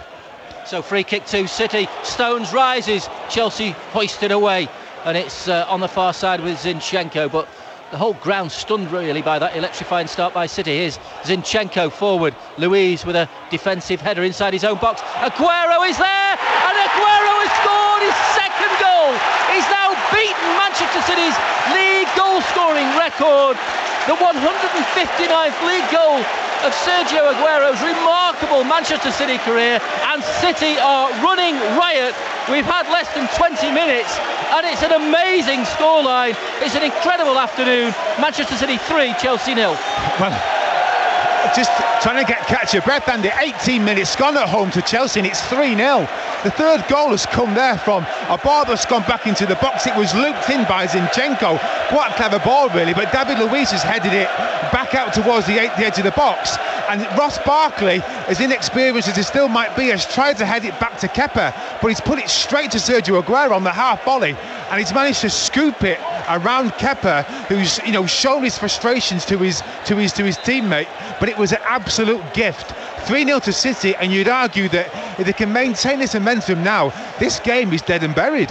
Yeah, it is, and goal difference is all important. Liverpool narrowed the gap to 4 goals yesterday with those 3 against Bournemouth, but City have restored the order by matching that already after 18 minutes. Of course, Chelsea might have other ideas themselves about narrowing it in favour of Liverpool by pulling a goal or 2 back, but they've been completely bamboozled, Chelsea, by Manchester City. And Aguero, with 70 minutes to go, has got another of those famous hat-tricks in sight, and that would be his 11th in the Premier League, his 15th in his career.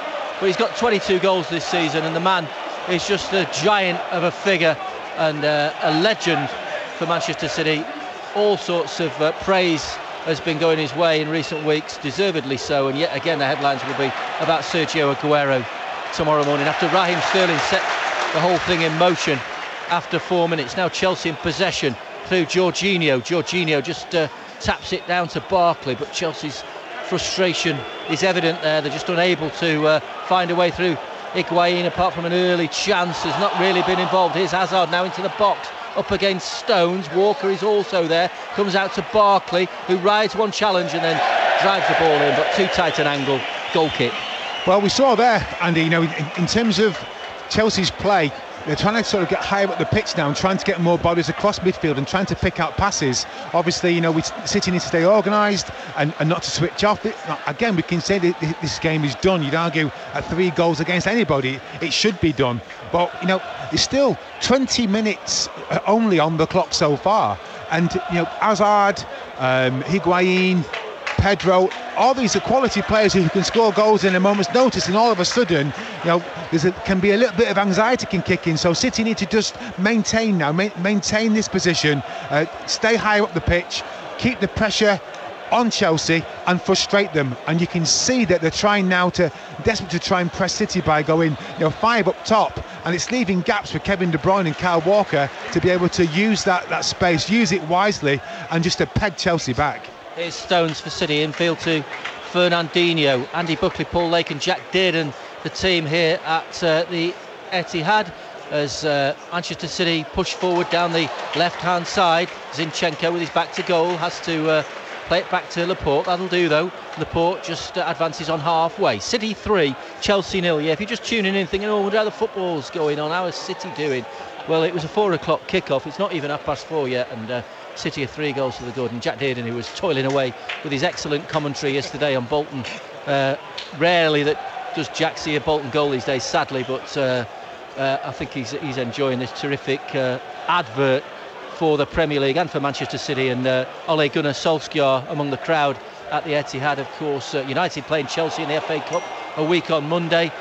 United still to go to play City at Old Trafford in the league as well, so plenty for him to ponder. And of course United overtook Chelsea by going into 4th place in that pursuit for the Champions League places yesterday and it looks so United are going to stay there. So City will have done United a favour this afternoon by beating a Chelsea side that's been struggling against this Manchester City rampant attack. Here's Bernardo, can't reach it. Luiz just clips it long, and then Stones is there to try and head it down, but Higuain will come across to collect it, and then he is beaten to the ball. City have got it back. So 3 goals. Is it a matter of the finishing, or is it just the destructive nature of Manchester City's unstoppable football? This tide, this blue tide that's beating Chelsea. Well, it's just the intensity for me, Andy, because if you look at how City are out of possession, just then we saw an example of that. Kevin De Bruyne has worked his tail back with John Stones to stop Higuain. Bernardo Silva has been incredible. He stopped Alonso time and time again, probably half his size, but he's just worked tirelessly. And because of that intensity that the Man City set, they do catch teams off guard. And certainly Chelsea they've asked so many questions of them this game so far. They've just not been able to answer them because there's so many options in so many different areas of the pitch. City are 3 goals up, but it's 3 chances and 3 chances taken, and some brilliance from Sergio Aguero at the same time. So all in all, talk about the Sky Blues being, the tails are right up, and Chelsea have got so much just to try and hang on to this 3-0 defeat, because they're creating chances time and time again, City. Yeah, here's Aguero back to Laporte. Laporte then gives it back to the number 10, who plays it out towards Sterling from Aguero. Sterling back to Aguero. Oh, fancied his chances there. Here's Gundogan, and Gundogan gets in on the act, and Manchester City, after 24 minutes, lead Chelsea by 4 goals to 0. It's another of those special afternoons at the Etihad, of which there have been so many, and today is no exception. Unbelievable. City 4, Chelsea 0. Andy, it's not often we're lost for words, but in this game so far, we are lost for words. The ball's been passed out wide to Raheem Sterling. He's danced and danced over the ball, and he's committed Azpilicueta. And at the same time, Sergio was pulled off David Luiz and Rudiger. The ball's just been tapped backwards to Ilkay Gundogan at the edge of the box, and it was a sublime finish. He's whipped the ball into the far post, and Kepa had no chance. He managed to get a hand to it, but it was too much pace and too much whip for him to deal with. I mean, it's 4-0, 4 chances created and 4 goals. And when you've got a team in top form, they take the chances, and that's the difference. The body language of the Chelsea players and the Chelsea fans is incredible. I mean, 4 goals, who would have thought it, Andy? It's absolutely world-class football from City, and Chelsea just look completely dumbfounded. Yeah, they do. They've been bewildered, Chelsea, by this breathtaking football from Manchester City. But they're not alone. Everybody's not everybody, but a lot of teams have come here and have suffered heavily as well. Burton on a Sunday afternoon let in no, they didn't. It was midweek. Sorry, 9. Rotherham on a Sunday afternoon let in 7. We've had Burnley, who've conceded 5 twice, 6 against Shakhtar, 6 against Southampton. Huddersfield as well got trounced 6-1. So plenty of occasions that City have turned the screw on their rivals. Here's Chelsea on the attack. 4-0 they trail. Here's Pedro outside the penalty area, crosses the ball in, headed away by Laporte. Hazard still down on the floor, and Maurizio Sarri, or Sarri ball it was dubbed, the so-called style of football that his teams like to play. But it's been another Pep masterclass that has made Chelsea look an ordinary team, unlike their aspirations to reach the Champions League next season, of course, having to settle for the Europa League this season. Here's Bernardo forward to De Bruyne, who's fouled, but we're struggling to sort of put into words really what we're seeing, aren't we? Well, it's 26 minutes gone in the first half of the Etihad. Manchester City are winning 4-0. And it isn't as if Chelsea, are played poorly, but it's just the fact that they've just been caught, just blindsided, and just they're frozen at the back. If anything, they've not been able to handle Sergio Aguero into the pocket and Kevin De Bruyne and Bernardo getting forward. I mean, certainly Chelsea now have got to throw caution to the wind to try and get back into this game, to get some semblance of respect. But you look at the body language of the Chelsea players, and they just feel like they're completely defeated. But all said and done, they've still got quality players. Here we go. And Ederson comes out to make a save from Pedro, and it was a good stop as well, because Pedro managed to get free there. Here's Hazard now. We'll go to Salford in a moment. Hazard wide on the left-hand side. A little bit of trickery from him. Plays it back towards Barkley. Barkley then out to Alonso. Alonso looks up, back to Barkley, but City just pegged back, but happy to soak up the pressure, just sit tight, wait for Chelsea to make a mistake, and then wow, they'll be at the other end of the field and ready to go in search of another goal. But Chelsea at the moment just trying to find a way through, in possession of the ball on halfway. BBC Radio Manchester Sport, 95.1 FM and digital radio. Manchester City 4, Chelsea 0. A breathtaking whirlwind start from City. Here's Hazard out towards the right hand side to Pedro, left-footed shot, well saved by the goalkeeper Ederson. Let's go to the AJ Bell Stadium and Phil Kinsella. 14 points to 0 now for Salford, a penalty added by Jackson Hastings. It is still total domination by the Red Devils, and London hanging on really just to try and keep the score down. We've got about 12 minutes to go here, and Salford lead by 14 points to 0, and they look well on the way to a second successive victory. Thanks, Phil. We've not even had half an hour here, and it's Manchester City 4, Chelsea 0. It's been unbelievable, the quality of football from the champions, who are desperate to hang on to their crown. 40 years ago this weekend that Trevor Francis became the first £1 million footballer in Britain. How times have changed, not just in football in terms, the context, the money, the zillions of pounds, but also in Manchester City's world as well. Yeah, exactly, and it feels like even to the times when I played and much later, Andy, even when we have been sort of a mainstay in the Premier League, there's been nothing like what we've seen over this last 7-8 years in particular. The amount of times that City fans have been to Wembley, 9 times in 12 seasons. We're just so lucky. When you're seeing performances like today, I mean, okay, there's still a good 60 minutes of this game left, but it's been so exciting, and the finishing has been world class, to be honest. Here's Alonso wide on the left for Chelsea. Higuain tries a shot, but it's deflected wide. Corner kick. Pep Guardiola dismisses talk that his team can win the last 12 games. They're about to win this one, then it'd be 11 to go. Surely they can do it, can't they? Well, there's no reason why they can't. I mean, certainly it is Liverpool's, just because of the amount of games they've got. They're focusing on 2 competitions, but you'd argue that City have got the quality, certainly, Andy. Corner kick taken, aimed away by the near post from Walker, down towards Pedro. Then he squares it to Kante. Kante back to Azpilicueta.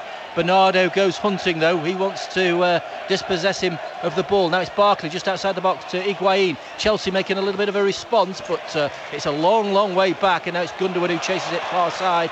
And Gundogan, that was his 5th goal of the season, and he is criticised in some quarters on social media. There's a big talking point about Gundogan and whether he's worth a place, but for me, I know Bernardo's been outstanding as well, but Gundogan quietly goes about his job and does it so well, and is core to that Manchester City midfield. Absolutely, Andy, and again, he's a player that he was Pep Guardiola's first signing. We know the qualities he's got, and maybe his form had dipped a little bit, but he's now back on top form. He'll get back in Germany's team for sure, and I think that he's one of those players, a bit like Bernardo, is going to be really hard to keep out, even with David Silva in the lineup. Maybe David Silva could be the one that's having to make his way, and it's probably that slow process of him being out of the team eventually. Yeah, the progression, the evolution of the team.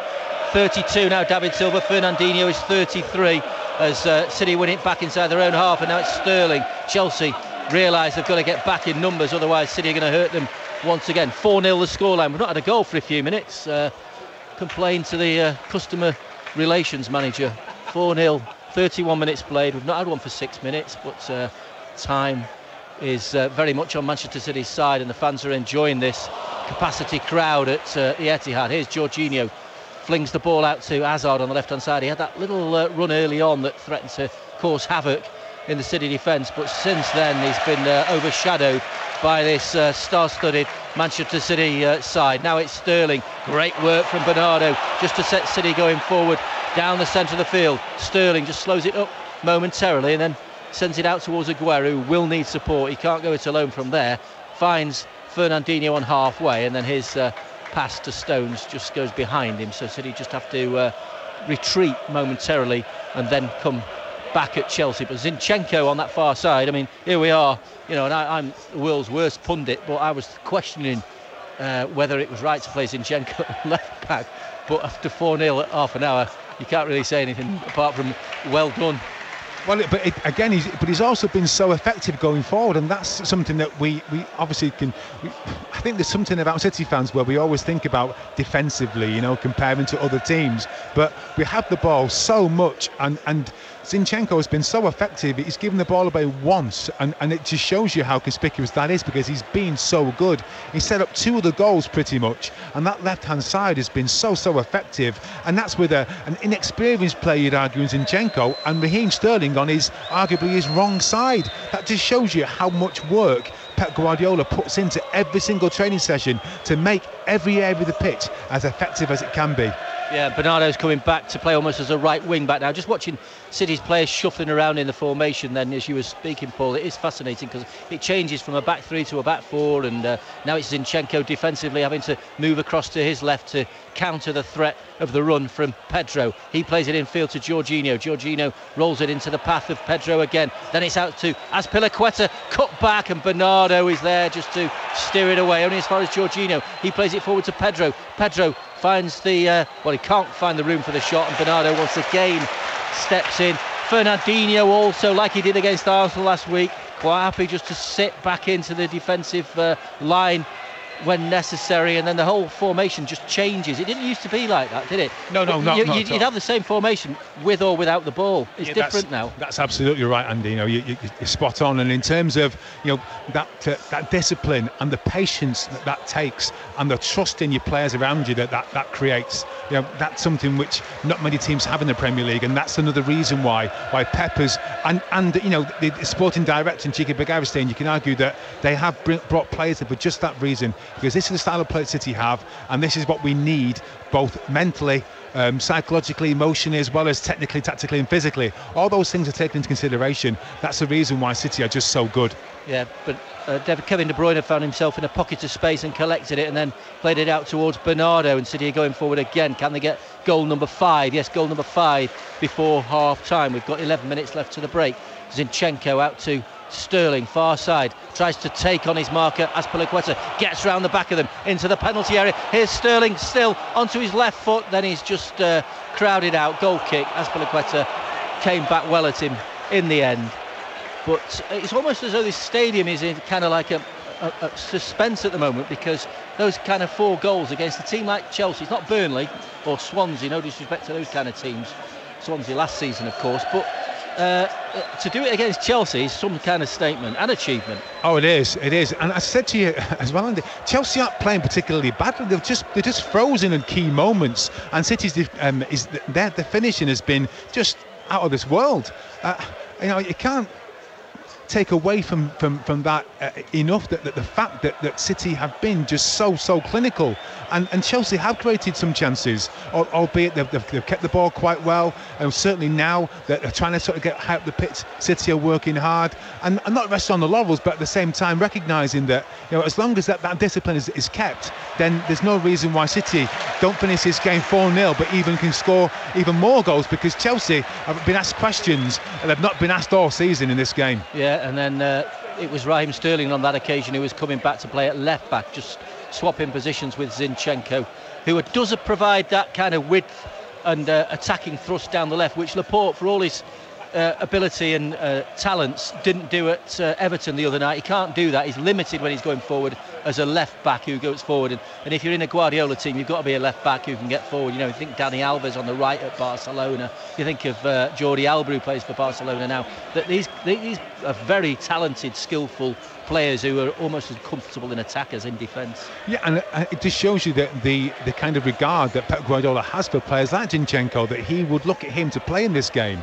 And I'm not sure whether, even if Mendy was actually fit, I think he probably would still go with Zinchenko, because of the type of game this is, and knowing how Chelsea set up.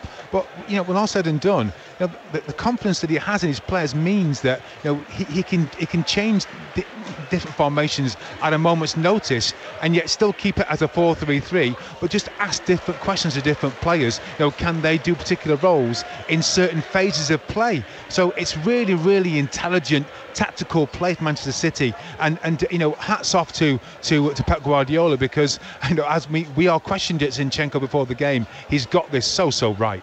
Yeah, he has. Here's Alonso for Chelsea, stung by those 4 first half goals from Manchester City. We've got 8 minutes to go to the break as the ball's pumped out towards the Chelsea right, but Zinchenko is underneath it. Azpilicueta realises that he was under threat, so did well to control the ball. Then it's played towards Jorginho, but Chelsea at the moment just making a bit of a meal of trying to make progress as Guardiola patrols the edge of his technical area, as does his opposite number, Maurizio Sarri. Then it's hoisted forward by Luiz. Down from Pedro to Higuain. Oh, great save from Ederson. That was flying into the top corner as well. And Ederson, who's made 3 good saves in this first half, let's not forget his contribution, sends it out for a corner. Well, one thing that you have with certain teams, when they're winning by 4-0, that certain players can switch off. Now, Ederson has been asked questions on 2 occasions, and he saved one at his feet. On one, it was a fantastic strike from Higuain from 25 yards out, going in the top corner, gets a strong hand to it, puts it over the bar. So you've got to be, every single player has got to be at the pump, and certainly Ederson has shown that he's very focused today.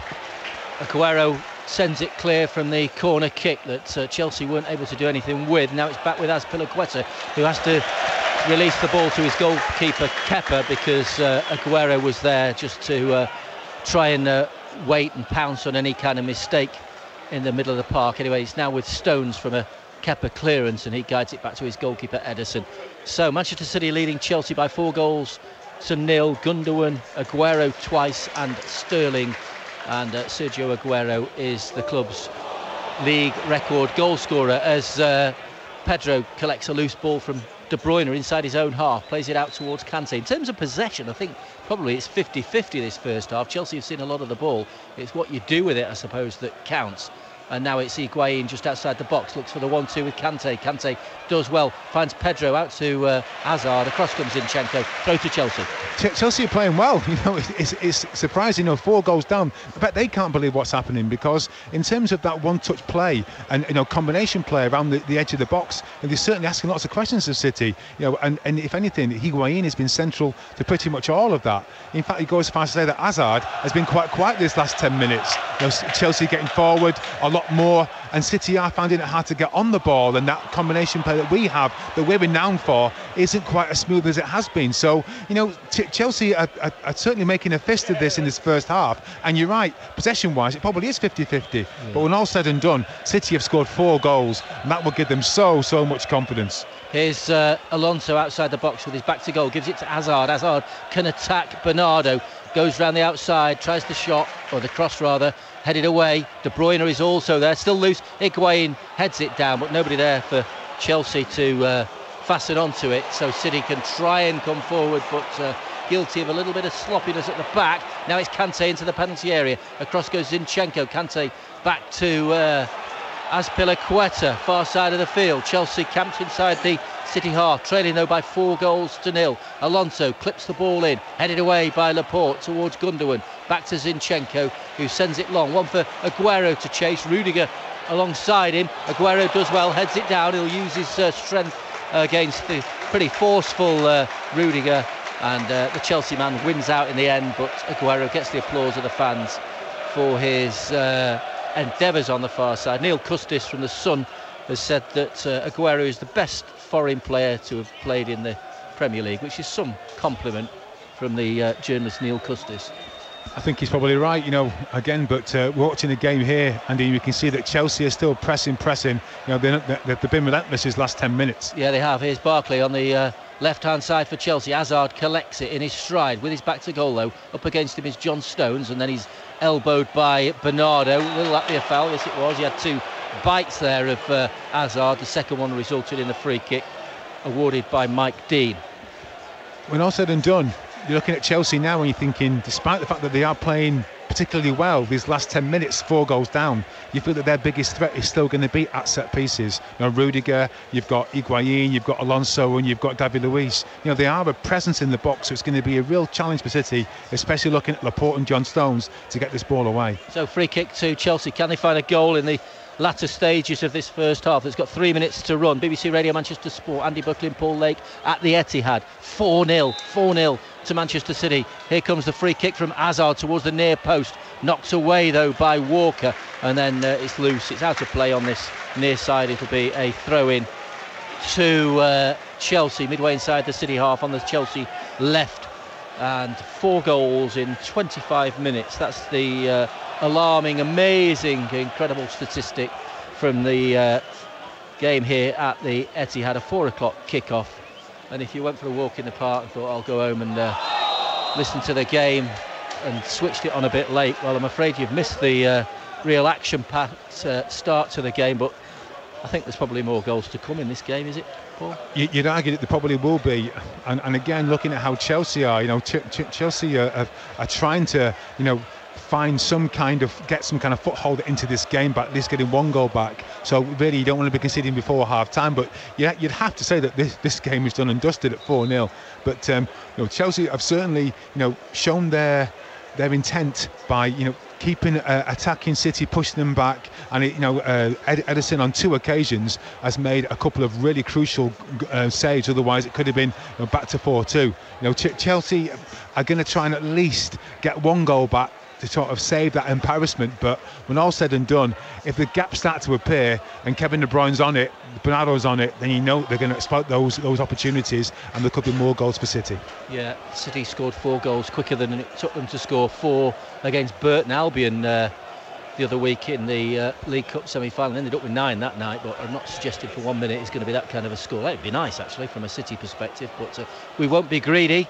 It's Sunday, it's afternoon football, and it's rip-roaring stuff from the Etihad as Gundogan tries to play it out, but misplaced pass, didn't quite control it. Now it's Kante for Chelsea again, who've been dominant in the latter stages of this first half.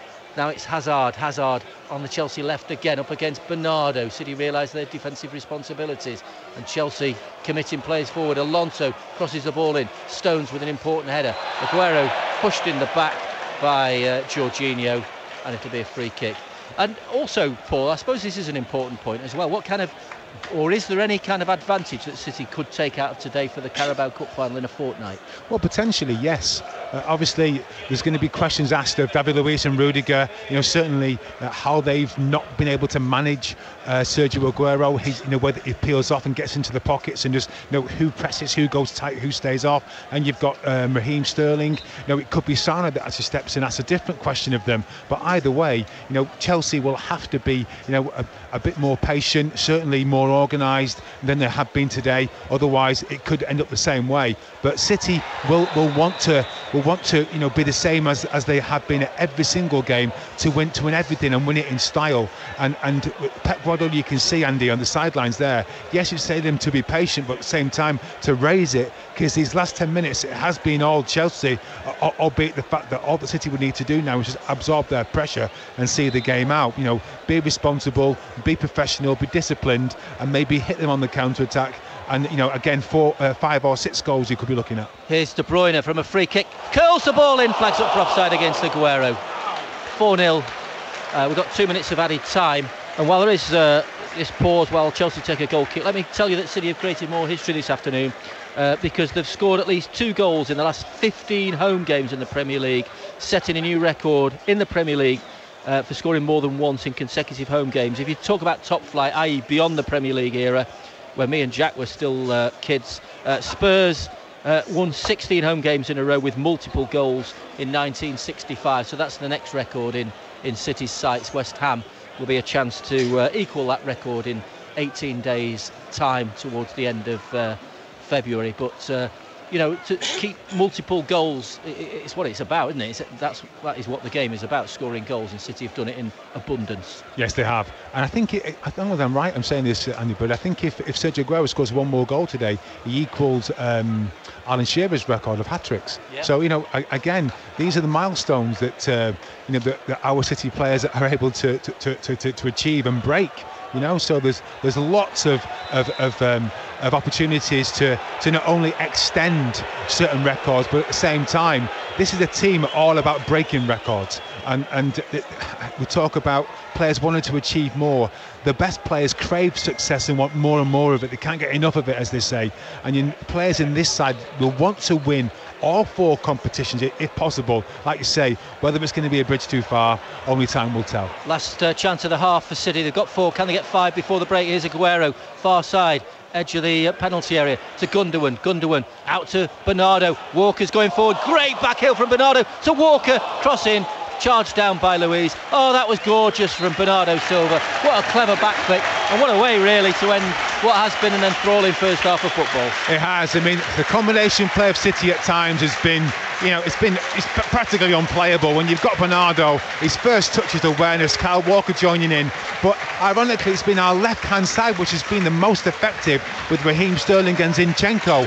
Obviously Sergio Aguero goes without saying, his goals and his guile and the fact that he's taking up positions that Chelsea can't deal with. But you look at the players that Chelsea have in their lineup, Higuain, Pedro, Kante, Eden Hazard, that they've not been able to get anywhere near this game so far, and it's been a case of creating 4 chances, taking 4 chances, the pressure that they've put on the Chelsea players out of possession.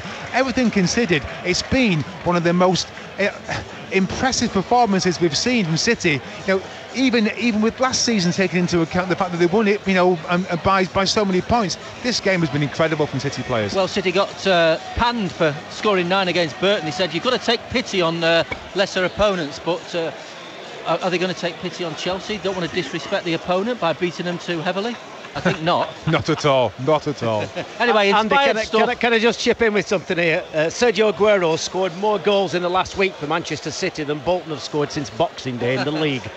And you guys won't have heard it because you've had your headphones on. The City fans were chanting to the Chelsea supporters, "You need Mourinho." They need something. They need a miracle. They don't need Mourinho. That was I can't remember a team being dismantled, Paul Lake, like that. I mean, you're not talking. This is not Burton. This is not Burnley.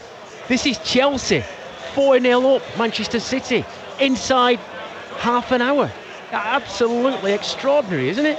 It was so impressive. And again though, Jack, it's all around those games where everything you hit just comes off. There've been games where we've created 20 chances in a game and scored 1 of them 2 goals. We've created probably 5 chances this game and scored 4 of them, and scored them difficult, intricate goals, as well as some unbelievable strikes from outside the box as well. Just all manner of play. And by the way, a glaring miss from Sergio Aguero.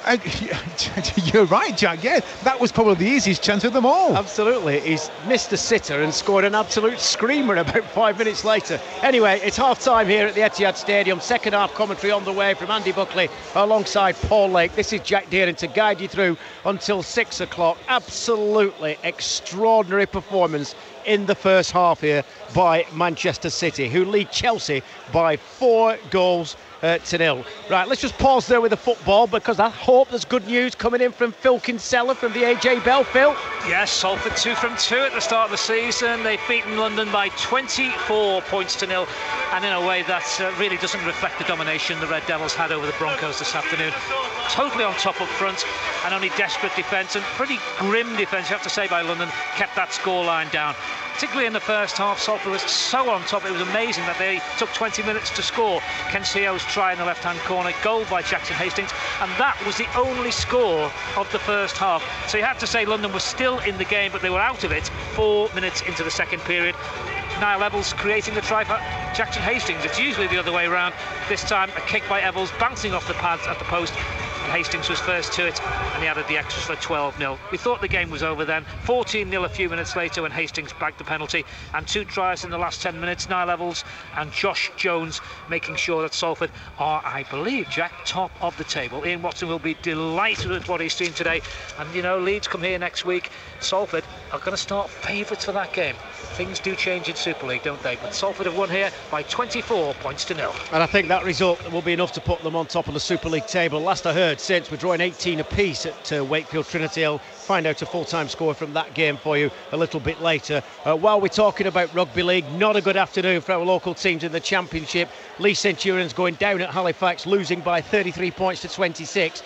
A massive win for Toronto, who won at Rochdale Hornets by 58 points to 6. And Swinton, despite battling bravely for much of the game, I'm told, were beaten at home by Bradford Bulls 31 points to 12. Great performance, I would assume, from England Twickenham against France in the Six Nations. This is the latest score, England leading by 44 points to 8. That is not quite as sensational as what we've seen here today, I don't think, at the Etihad Stadium. What a pleasure, what a privilege. And if you're a Manchester City fan, you must feel very, very proud at half-time. Chelsea have been dismantled pass by pass, shot by shot, even a couple of decent saves from Ederson in the Manchester City goal. It has been extraordinary, this, by Manchester City, who will, of course, go back to the top of the Premier League table today. And not only that, it means that Manchester United will retain 4th position in the Premier League. Speaking of Manchester United, they won at Fulham by 3-0. They've moved into the top 4 of the Premier League. They'll stay there now because of City's win against Chelsea today. And trust me, I ain't counted any chickens. I know it's only half-time, but Manchester City will win here today. Let's hear from the Manchester United manager, who's also here today watching City against Chelsea. This is what he made of a 3-0 win at Fulham yesterday. Ollie, another win. What pleased you the most about that performance? Well, the last 80 minutes, the first 10, I thought we made it hard for ourselves.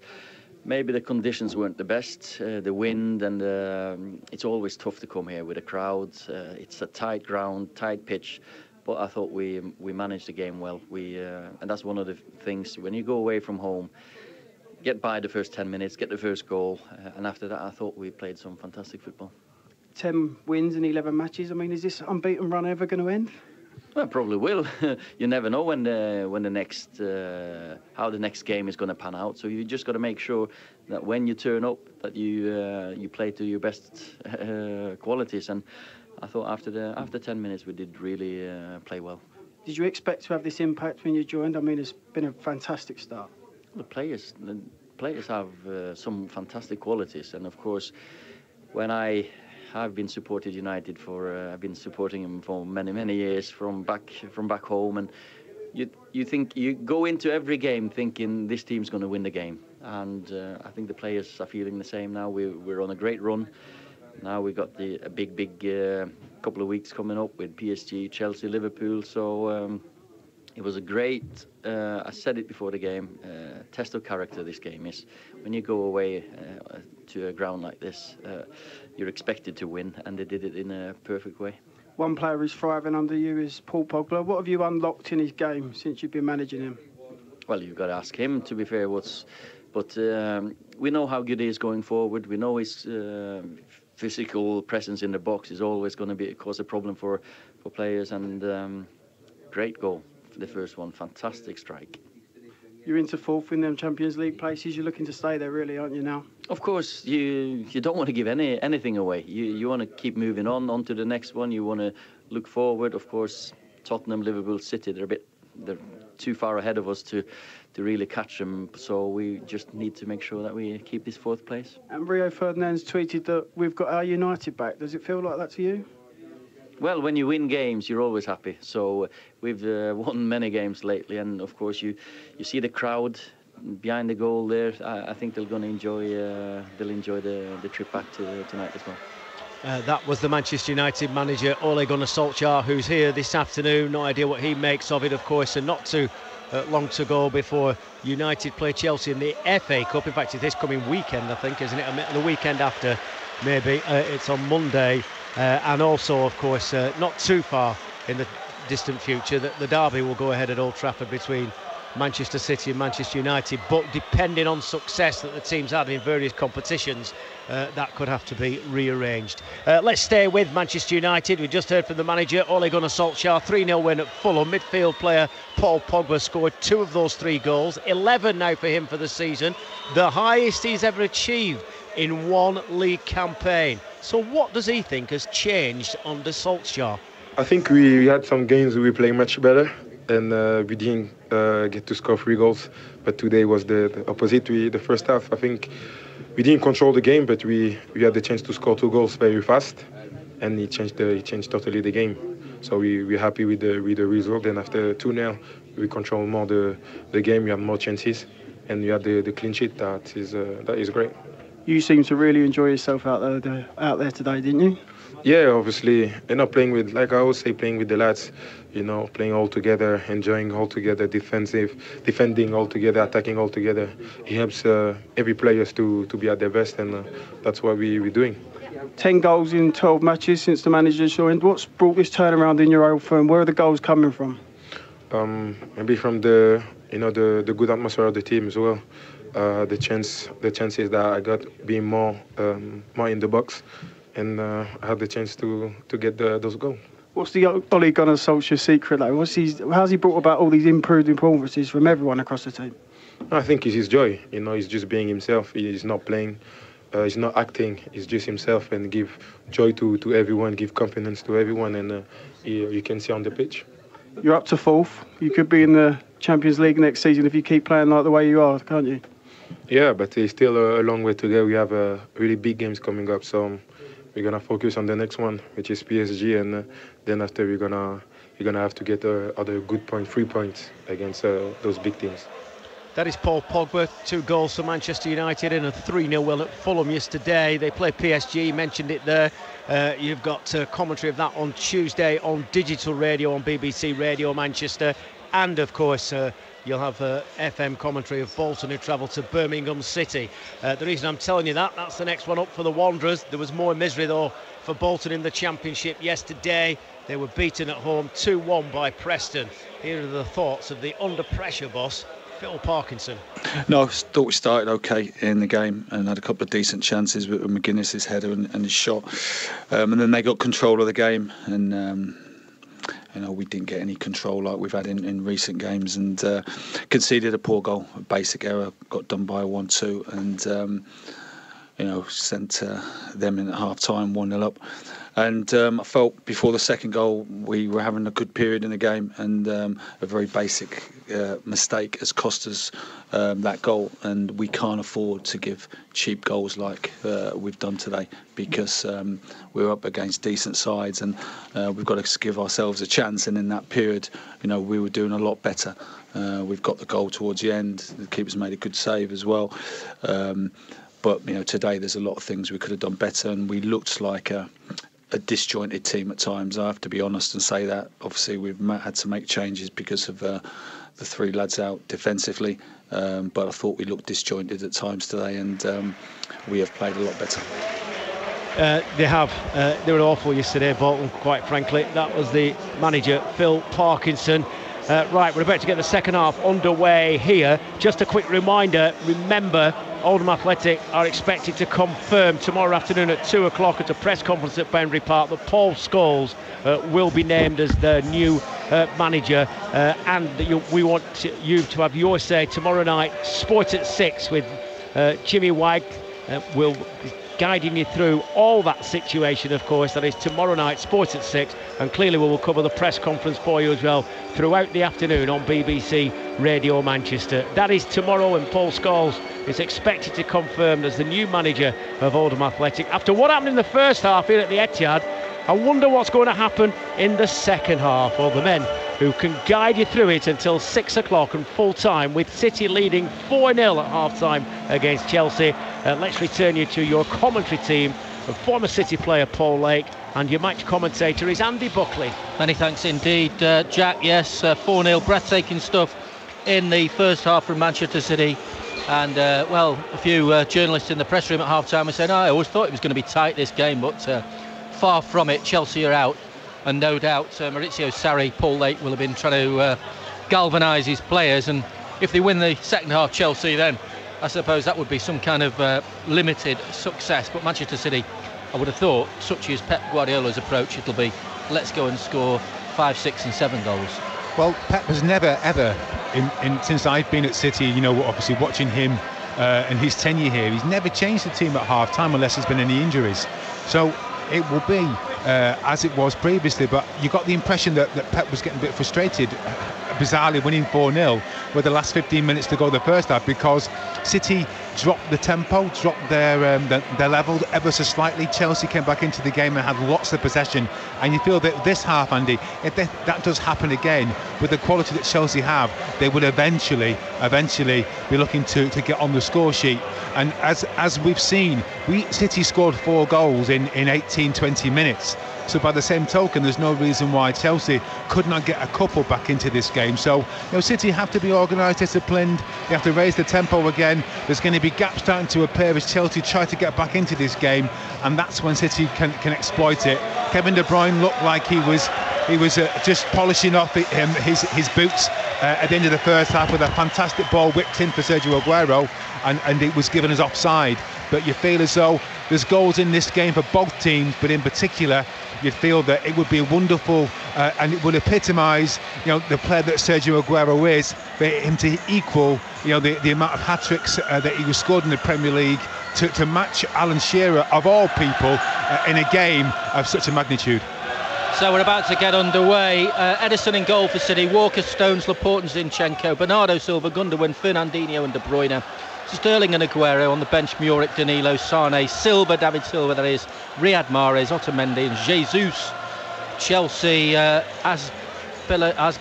Balaga, Kepa Arrizabalaga, the goalkeeper, Rudiger, Alonso, Jorginho, Kante, Barkley, Higuain, Hazard, Pedro, Azpilicueta, Luiz on the bench, Caballero, Loftus-Cheek, Kovacic, Giroud, Willian, Christensen and Emerson. The referee is Michael Dean, who hasn't shown a yellow card so far in this match, and of course he's on the verge of his 100th red card. Let's hope it doesn't arrive this afternoon. But Sergio Aguero setting records, blazing a trail, and I suppose what an intriguing title race. Whichever team wins it, whether they play in the white of Tottenham, who beat Leicester 3-1 earlier today, the blue of Manchester City or the red of Liverpool, it will have been a memorable title race as Chelsea shift the ball towards this near side, and it's Azpilicueta down towards Pedro. Pedro then back to the heart of the defence, to Rudiger, back with the goalkeeper Kepa. Kepa looks up, and Alonso is the outlet, far side. Bernardo goes across to meet him. Barkley then collects it from Alonso, plays it in field looking for Kante. A lot of good work from Chelsea in that first half, but no finish, and Manchester City holding firm in the final third of the field and devastating at the other end of the field. Now it's Azpilicueta for Chelsea, crosses the ball in, but steered back from Fernandinho, intercepted it well actually, back to his goalkeeper Ederson, who made some important saves in that first half. But we've been drooling, haven't we, all afternoon about Manchester City. We've been drooling for the last couple of years about them, really, but you do have to pinch yourself, whatever your connection with this famous club is. Absolutely, Andy, and especially in a game like today, we did say it was going to be tight, it was going to be tough. You look at the players, 11 versus 11, and they've got some wonderful players in the Chelsea side, and obviously beaten us at Stamford Bridge 2-0, and in the end, they were well worthy winners. So to come here in this game and to watch it, and then within 30 minutes, City are 4 goals up. Well, it's just been absolutely breathtaking, and you don't think that you can really manage to have anything like that in the second half. I think both Pep would be happy with it being 0-0 this second half, but knowing that the players on the pitch, they'll want to create chances, they'll want to score more goals. So I think we're going to be in line for some more exciting football. Yeah, we are indeed, as Manchester City defend. Higuain for Hazard. Hazard out to the right, but Laporte is there to win it back, and then Gundogan will chase it. Rudiger steers it back to his goalkeeper Kepa. So Chelsea, who ended the first half well, which might seem a little bit bizarre to be saying that, bearing in mind that they got 4 goals stuffed past them in the first 25 minutes.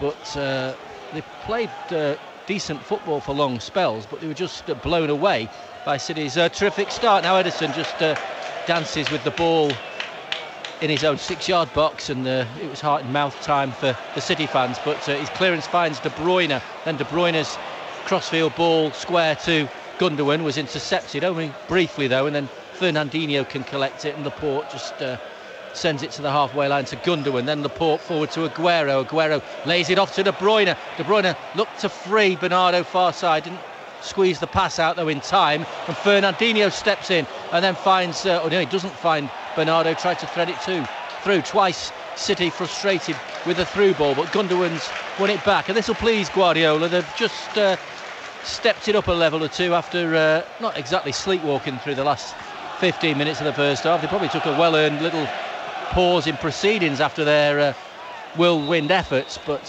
he wants them to sustain that momentum, I suppose. Well, again, it's just about getting back onto the ball. I mean, there's not been many teams in the course of the Premier League over the last 3 seasons that have had, a high amount of possession in City, certainly at home. But you feel as though, like you said before, Andy, it was probably 50-50 in the first half, and yet City are 4 goals up. But certainly this half, I think certainly Chelsea are looking to try and get Azpilicueta and Alonso higher up the pitch, certainly to try and sort of create chances in those wide areas and overloads that Manchester City are renowned for, and it will give City a chance to hit them on the break. So City pushing forward through Aguero into the path of De Bruyne. De Bruyne trying to cut it back for Aguero. More menace from Manchester City, who've got a corner kick.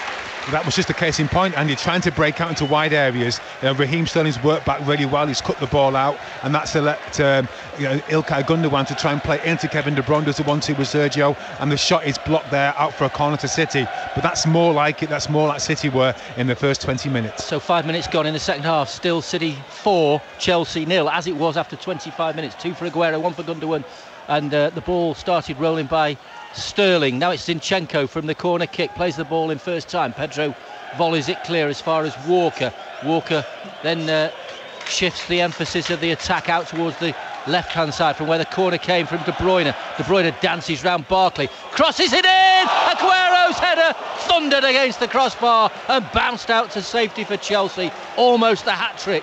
How long will it be before he completes yet another hat-trick? Sergio Aguero. Here's Sterling. Great run from the winger, round the outside, cuts it back, overran the ball. It will be a goal kick to Chelsea. But again, that was special. It was. I mean, the corner was actually cleared by Chelsea, and the ball came to Kyle Walker.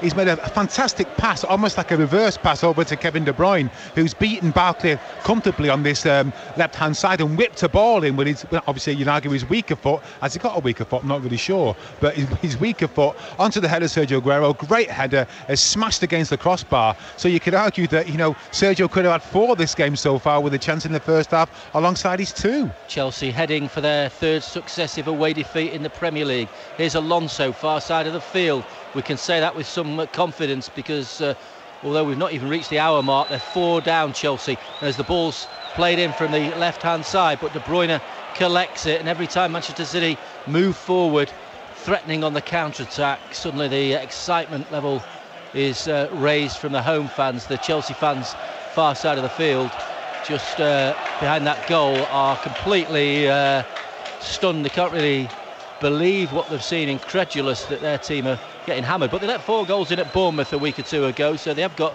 previous. Here's Pedro, wide on the right-hand side, hits the ball in. Higuain can't reach it, and then Jorginho with a volley out of play. Kovacic, the former Real Madrid man, will come on. So an early change in the second half. He's going to replace Ross Barkley, whose career, Paul Lake, is one of unfulfilled promise, really, isn't it? Yeah, it's funny. I mean, you hope it's going to improve. You hope for England's sake, because he's a quality footballer, and one of Everton's products, and a fantastic academy they have at Everton, and certainly that's something that you want. It's a bit like what you would say is Jack Rodwell, again a player that promised so much, and poor choices. Sadly had 1 or 2 injuries and never fulfilled anything like he should have. And let's hope that Ross Barkley, for his sake and for England's sake, there is more to come from him.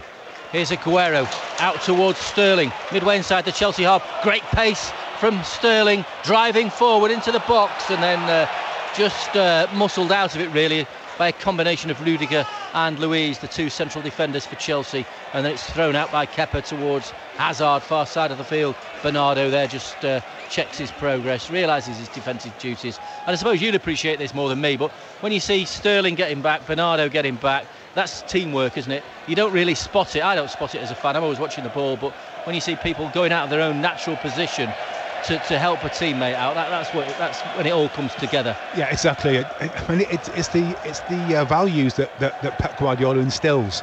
That of creating trust means that work rate, that humility, that togetherness, that teamwork, and that team always comes first. And so, you know, you could argue that the formation, the style of play is very, you know, prescriptive, but it's all about team.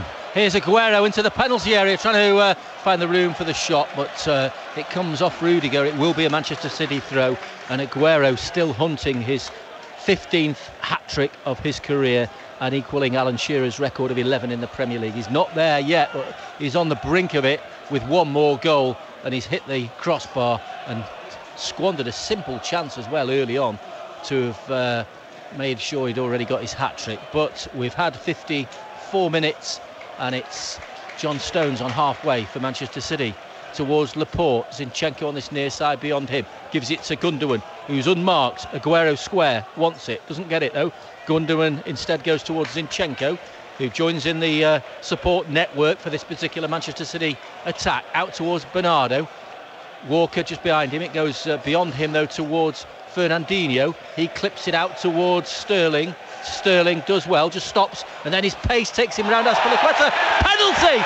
It's a penalty to Manchester City. Azpilicueta on Sterling, and a chance to make it 5-0. I wonder who's going to take it. Well, yeah, everyone's looking at Sergio Aguero. He's hovering over the penalty spot. Yeah, it's going to be Sergio. But again, Raheem Sterling, you know, wonderful football there. He stands up Azpilicueta and says, right, I'm going to go inside, I'm going to go outside. And when you play left side players, right footed players on the left hand side, you know, that are comfortable on both feet, that's exactly what Raheem Sterling has become. And with that pace and that energy that he has, he's just caught Azpilicueta on his back foot. He's knocked the ball past him, and it was an 100% penalty, Andy. So here goes Sergio to make it a hat-trick. Will he be denied? Let's watch. Yeah, Sergio Aguero right-footed against Kepa in the Chelsea goal. Manchester City leading by 4-0. Aguero waits for the whistle, steps up and strikes the ball and sends the goalkeeper the wrong way. Paul Lake could barely look and watch it, but it's another 5-star show from Manchester City, and the star of the show is Sergio Aguero, a record-breaking goal. That's his 15th hat-trick of this glittering career, and he's got 11 in the Premier League, equalled Alan Shearer's record. Another momentous, magical Manchester City afternoon. Manchester City 5, Chelsea 0. Well, what can you say? It's all come from Raheem Sterling on this left-hand side. Everyone's still questioning about Leroy Sané playing left side as opposed to Raheem. The last two games against Arsenal and against Chelsea, Raheem Sterling has proved that he is one of the first ones on the team sheet. Wonderful, wonderful wing play to create the penalty. And who else but Sergio Aguero? You bowed your head there, Paul. Well, I want him to score so much. I didn't want to jinx it, and that's ridiculous because I'm not going to jinx anything, but you just can't help it, you know. I just wanted him to score so much and to equal Alan Shearer's record. You know, he's been an absolute colossus for Manchester City in terms of his the big game players. You want them to be there time and time again, and Sergio Aguero has not let us down on one occasion in that regard. Absolutely incredible performance. Yeah, a special day, and Aguero's got 3. He got 3 last Sunday as well. He's got a free kick now. He's been impeded on the edge of the box, but could he end up being Player of the Year, Aguero? I know he sort of plays in fits and starts sometimes because, you know, he'll have a bit of an injury layoff. He's had a pretty good run actually over the last 2 or 3 months by his standards, but surely the accolades have got to come personally as well as from a team perspective. Yeah, I think so. I think, and obviously all the City fans we totally respect, you know, what Sergio was able to achieve for City. But again, he has got stiff competition. You know, Aymeric Laporte has been, you know, an absolute rock for City and with real quality as well. And Bernardo Silva has been the go-to person for the season in terms of his attacking prowess. So all things considered, it'll be difficult, but you not even consider the likes of Ilkay Gundogan or Kevin De Bruyne, who's hovering over the ball with Zinchenko. Here's De Bruyne then with a free kick. He's just looking to the bench then to get an instruction on what they wanted him to do with it. Anyway, there's 6 players in that Chelsea wall, make it 7 now. Kevin De Bruyne, it's 5-0, can it be 6-0? De Bruyne, good save from Kepa. He beat the wall as well, but Kepa was alive to it and stood his ground, and it'll be a Manchester City throw. 5-0 is the scoreline. 58 minutes have been played, and Burton Albion, who conceded 9, Rotherham, who conceded 7, Shakhtar, Southampton, Huddersfield all conceded 5. 6 I should say. Burnley conceded 5 twice here this season. They'll all testify to the fact that Manchester City will rip you apart, and it has been stunning football as Kepa collects that ball from Zinchenko and it's rolled out to Hazard, and Hazard will dart forward. Speculation about his future, of course. Fernandinho commits his customary foul just to stop Hazard in his tracks, but this is one of those games this season. I think Everton in midweek was one of them forgettable nights. City did the job, polished off Everton, but this is one of those days that will get remembered in a few seasons to come as well. Absolutely, you know, especially if it goes how City fans and the team and the manager want it to. But that was a case in point there, Andy. You saw City there pressing.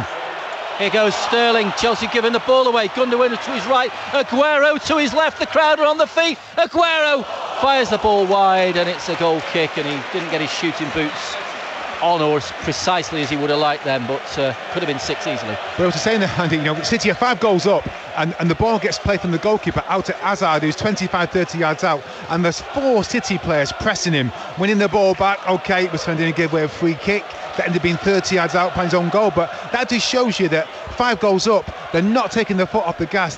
This Manchester City team are relentless. They want to make it 6, they want to make it 7, you know, and that's just how Pep Guardiola wants. He wants to be entertained. Well, let me tell you, this team are entertaining.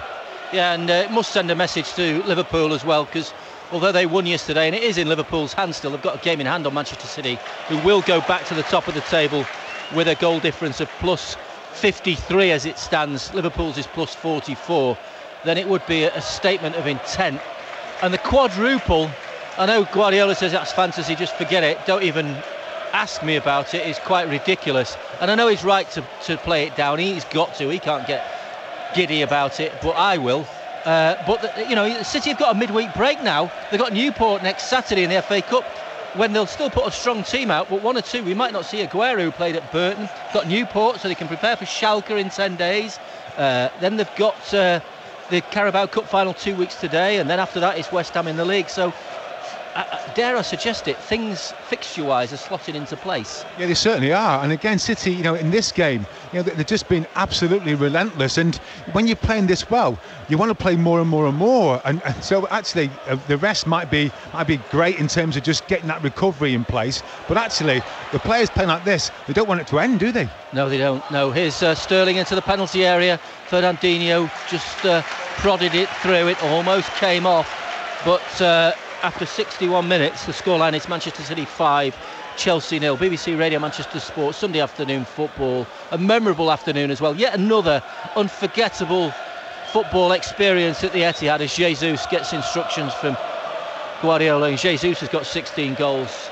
And I feel a bit sorry for Jesus because he was vying with Aguero. I remember interviewing him a couple of weeks ago. He can speak English now, so fair play to him. He's learnt the English language and he enjoys doing the interviews.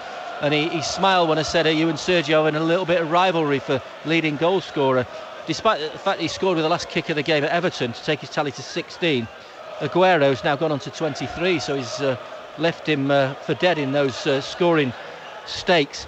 And if you think about the armoury that City have got, they've got 60 goals within those 11 who are there this season. 60 goals on the pitch, and they've got 47 on the bench. Here's De Bruyne, left-footed, charged down, comes out to Gundogan. Fernandinho collects it out to Walker. Loftus-Cheek's going to come on for Chelsea as well, but City are really turning on the style now. to some tune, Andy. What you could say is that actually you can see now that the Chelsea players are just done in. They're literally just trying to hang on in there, and the body language is so flat. And he said, all done and done. Here comes Kante, 20 yards out.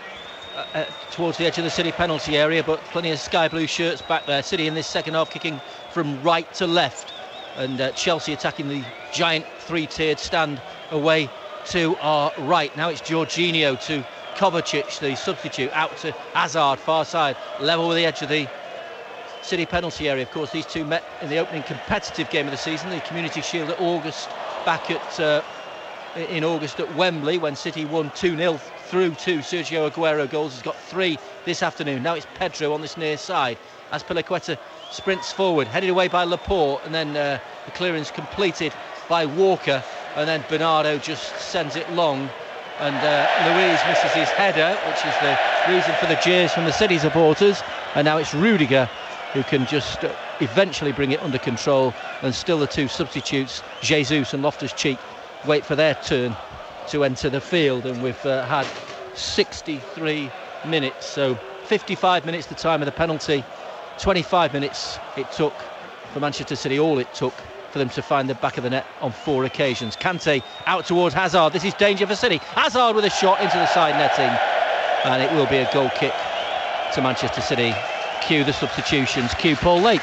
Yes, well here we go, the standing ovation for who else but Sergio Aguero after a really sublime performance. He's added so much more to his game under Pep Guardiola. He's not frightened to come away from that front line, come into those pockets and be the creator and create more space for Kevin De Bruyne, Gundogan to run into. But again, his finishing and his overall presence. I said to you before, Andy, in terms of those big game players, teams need in these situations that want to step up to the plate. Well, he does time and time again. 15 hat-tricks for Manchester City, equaling Alan Shearer's record, as we've said. Absolutely breathtaking. And he's just so loved by his teammates, by the fans, and you can see Pep Guardiola giving him a hug now. It just shows you the levels that Sergio Aguero has been at, all season when he's been properly at it. And now you see Chelsea bringing on Loftus-Cheek, a great product of their academy, someone that's trying to find his way, and one of those players that you feel might also need to move on to be able to resurrect his career and certainly his England career alongside Ross Barkley. Great players, a good team, but severely outclassed today. As Chelsea play the high press from Ederson's goal kick, so Pedro made way for Loftus-Cheek. Aguero, to the acclaim of the City fans and his manager Pep Guardiola, who shared a joke with him as he came off. Big smile, big beaming smile from Sergio Aguero.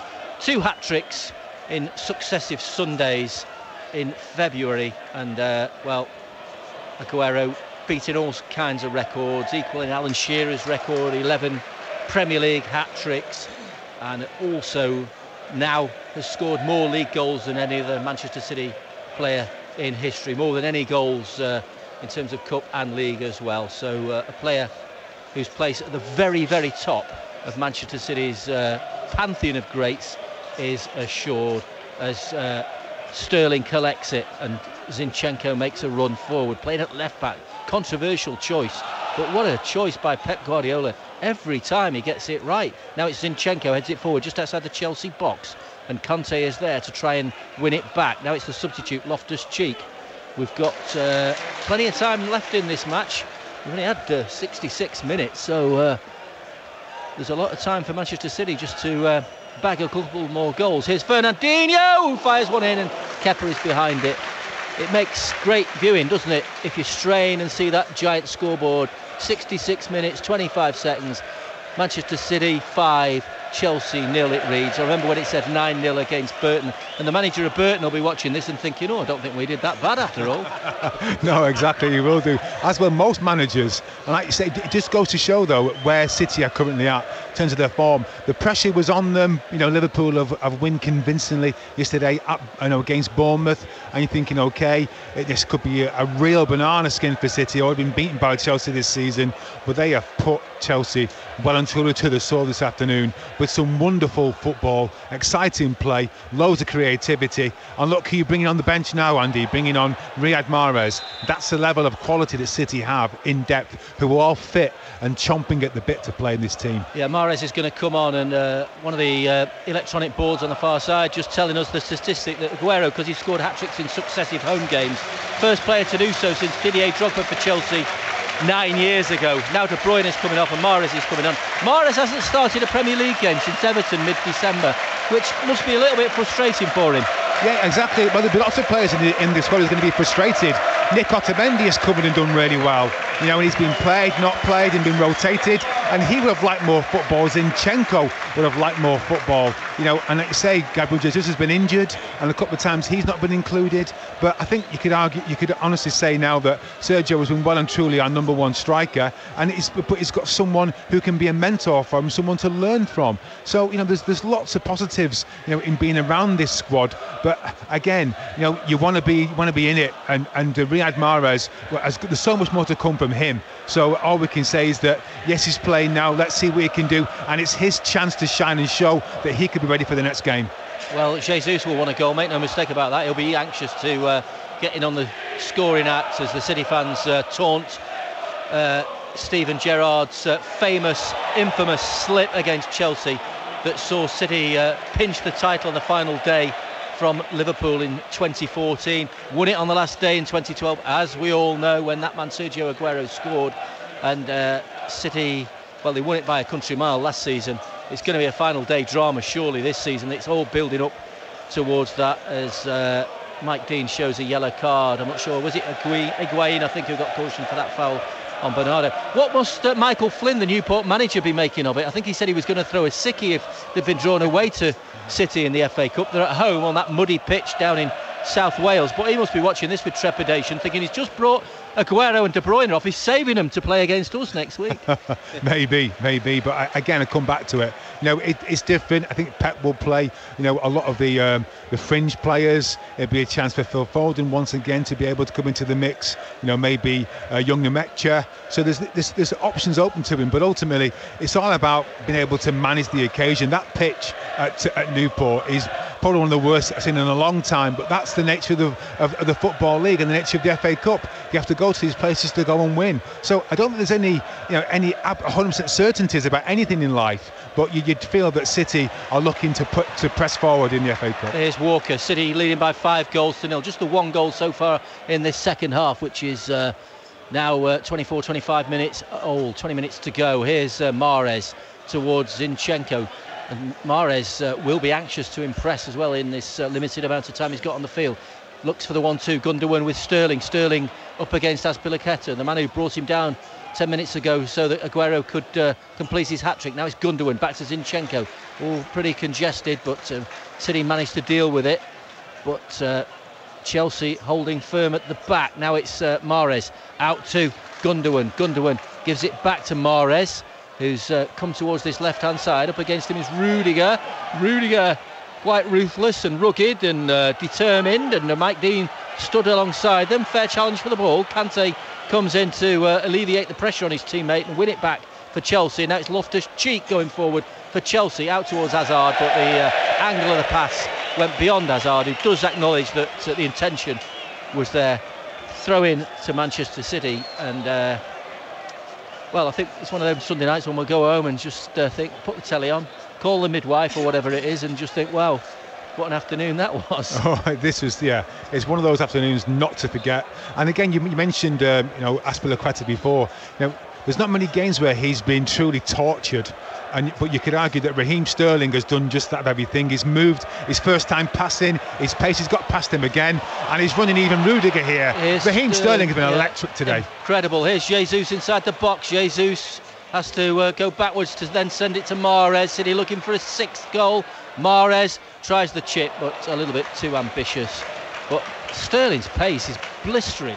But again, it's been his first time football as well. He's seen a pass, he knocked it round the corner, and again, he's into his stride. He's on the front foot all the time. When you're playing against a player with so much pace, power, and he's so strong for his frame, but a low centre of gravity as well. Against Azpilicueta, who he's not a slouch, but he isn't the quickest fullback in the Premier League. And certainly against Raheem Sterling, he's used his pace to perfection. It's all around the passing, the time of the pass, and the options that he's got, the angles that are created. And that's one of the reasons why Raheem Sterling has got so much better. He's learnt about his teammates, he's learnt about what balls to pass, what balls to receive, and as I say, his left-hand side of City's attacking line has been so strong today, probably as strong as Leroy Sané in his absolute pomp, you'd argue, tonight, Andy. Yeah, good point. Here's Emerson coming on for Alonso. Chelsea make a change. Higuain, of course, scored 2 against Huddersfield last week when Chelsea put 5 past the bottom club.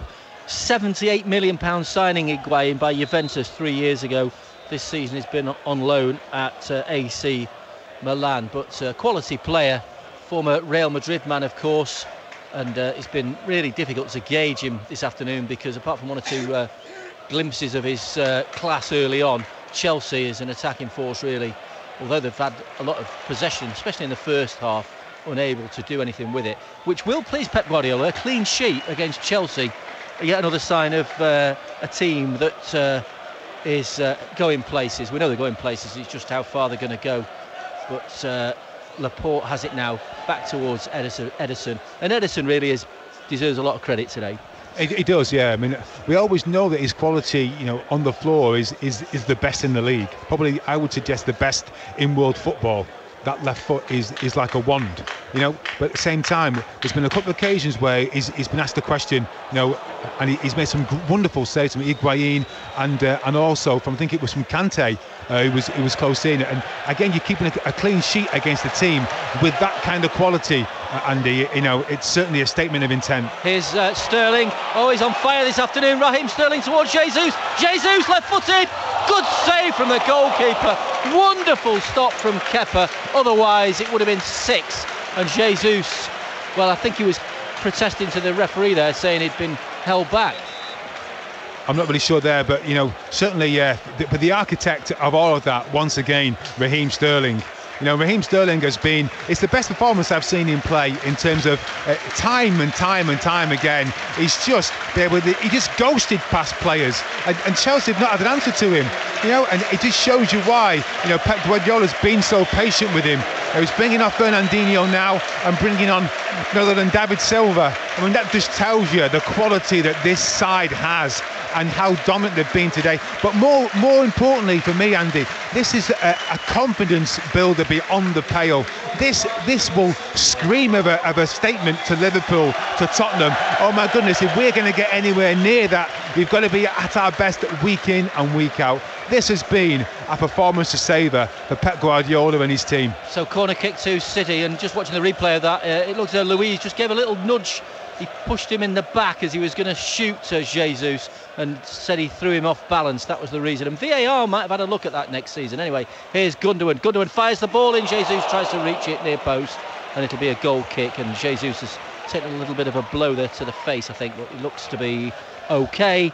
And we've got 15 minutes to go, and we've had 5 goals in the first 75 minutes, an average of a goal every 15 minutes, which is good value for money. It's certainly entertainment, I say. But again, Chelsea just trying to find a way in. You've got Higuain, who's running around looking like a lost individual, like a player who's at his twilight years, because not been able to get anywhere near the football. When you've got David Silva come onto the pitch, now linking with Zinchenko on this left-hand side. But Chelsea are trying and working hard, and they must be just bereft of any kind of confidence now, seeing this team, Man City, have taken them apart. And listen to that crowd. City, have really put it together over these last few years, and we've been conscious of the atmosphere created at Manchester City. But when you're scoring five goals at home to Chelsea, that. And you can't get behind your team. There's something drastically wrong. Well, the fans have today, to some tune. Here goes Loftus-Cheek down the right for Chelsea. Can they find a consolation?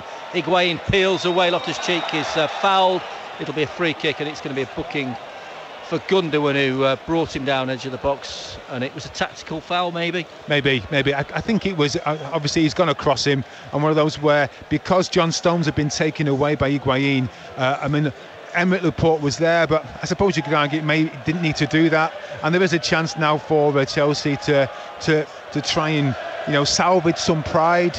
David Luiz, you've got some real quality over the body, even Eden Hazard, who you'd argue might be one to take it, but it's certainly going to be a real test now for Ederson, who is desperate to keep that clean sheet that you mentioned before, Andy. Well, Sai has tweeted, Bernardo off the ball has been absolutely world class. Hazard must be sick of the sight of him, and he's not going to get the Man of the Match award when the sponsors name it in a few minutes' time. Aguero, for his hat-trick, has got to get it, I suppose, but Bernardo won't mind as long as City win and he's part of it. He won't mind in the slightest, but it's going to be a free kick, which Emerson might fancy his chances. Luiz is also there. 5 men in the wall for City, so a testing moment for Ederson as Emerson takes the free kick, and well, he held his nerve there, Ederson. It must be difficult in those situations because you're blindsided by the wall. Yeah, you are. Again, there's Chelsea players in the wall. There was 3 players from Chelsea in the wall as well. There's only one real space that he could have hit it, though, in that regard. And it was right into the hands of Ederson, who saw it nice and early. And it needs far more quality than that if you're going to be a keeper of his stature, especially the way he's playing currently. So John Stones has it. Chelsea pressing high up the field. Stones has Ederson there if he wants to use him. Instead swings it across his own penalty area towards Laporte, who's been immaculate again. He rolls it forward to David Silva. Chelsea's press hasn't worked. Sterling wants it, gets it, lays it off intelligently to Zinchenko, 10 yards inside the Chelsea half. Then it's Bernardo out to Walker. Walker back to Bernardo. Mahrez calling for the ball far side, gets it, level the edge of the Chelsea box. Infield to Bernardo again. Manchester City 5, Chelsea 0. It was 4-0 after 25 minutes. Aguero had got 2. It's just a question really of when he'd complete his hat-trick, and he duly did after 55 minutes, a penalty after Azpilicueta had brought down Raheem Sterling, who got the first goal, paved the way for this victory on 4 minutes. Aguero, an absolute screamer into the top corner. That is a match of the day moment. Sunday night, compulsive, compelling, must-see viewing tonight on the telly. Aguero's first goal, City's second, then Aguero again, and then it was Gundogan with a fourth, and here's Jesus working a bit of magic down the left-hand side. City looking to add a bit of the icing to the cake. Back towards David Silva. Silva has got Zinchenko available. Zinchenko goes round Loftus-Cheek into the box. Sterling makes it 6, and Manchester City are running riot yet again. Chelsea have been battered into submission, and Sterling collects his second goal of the afternoon, and they were opened up ruthlessly by the champions, who lead Chelsea 6-0.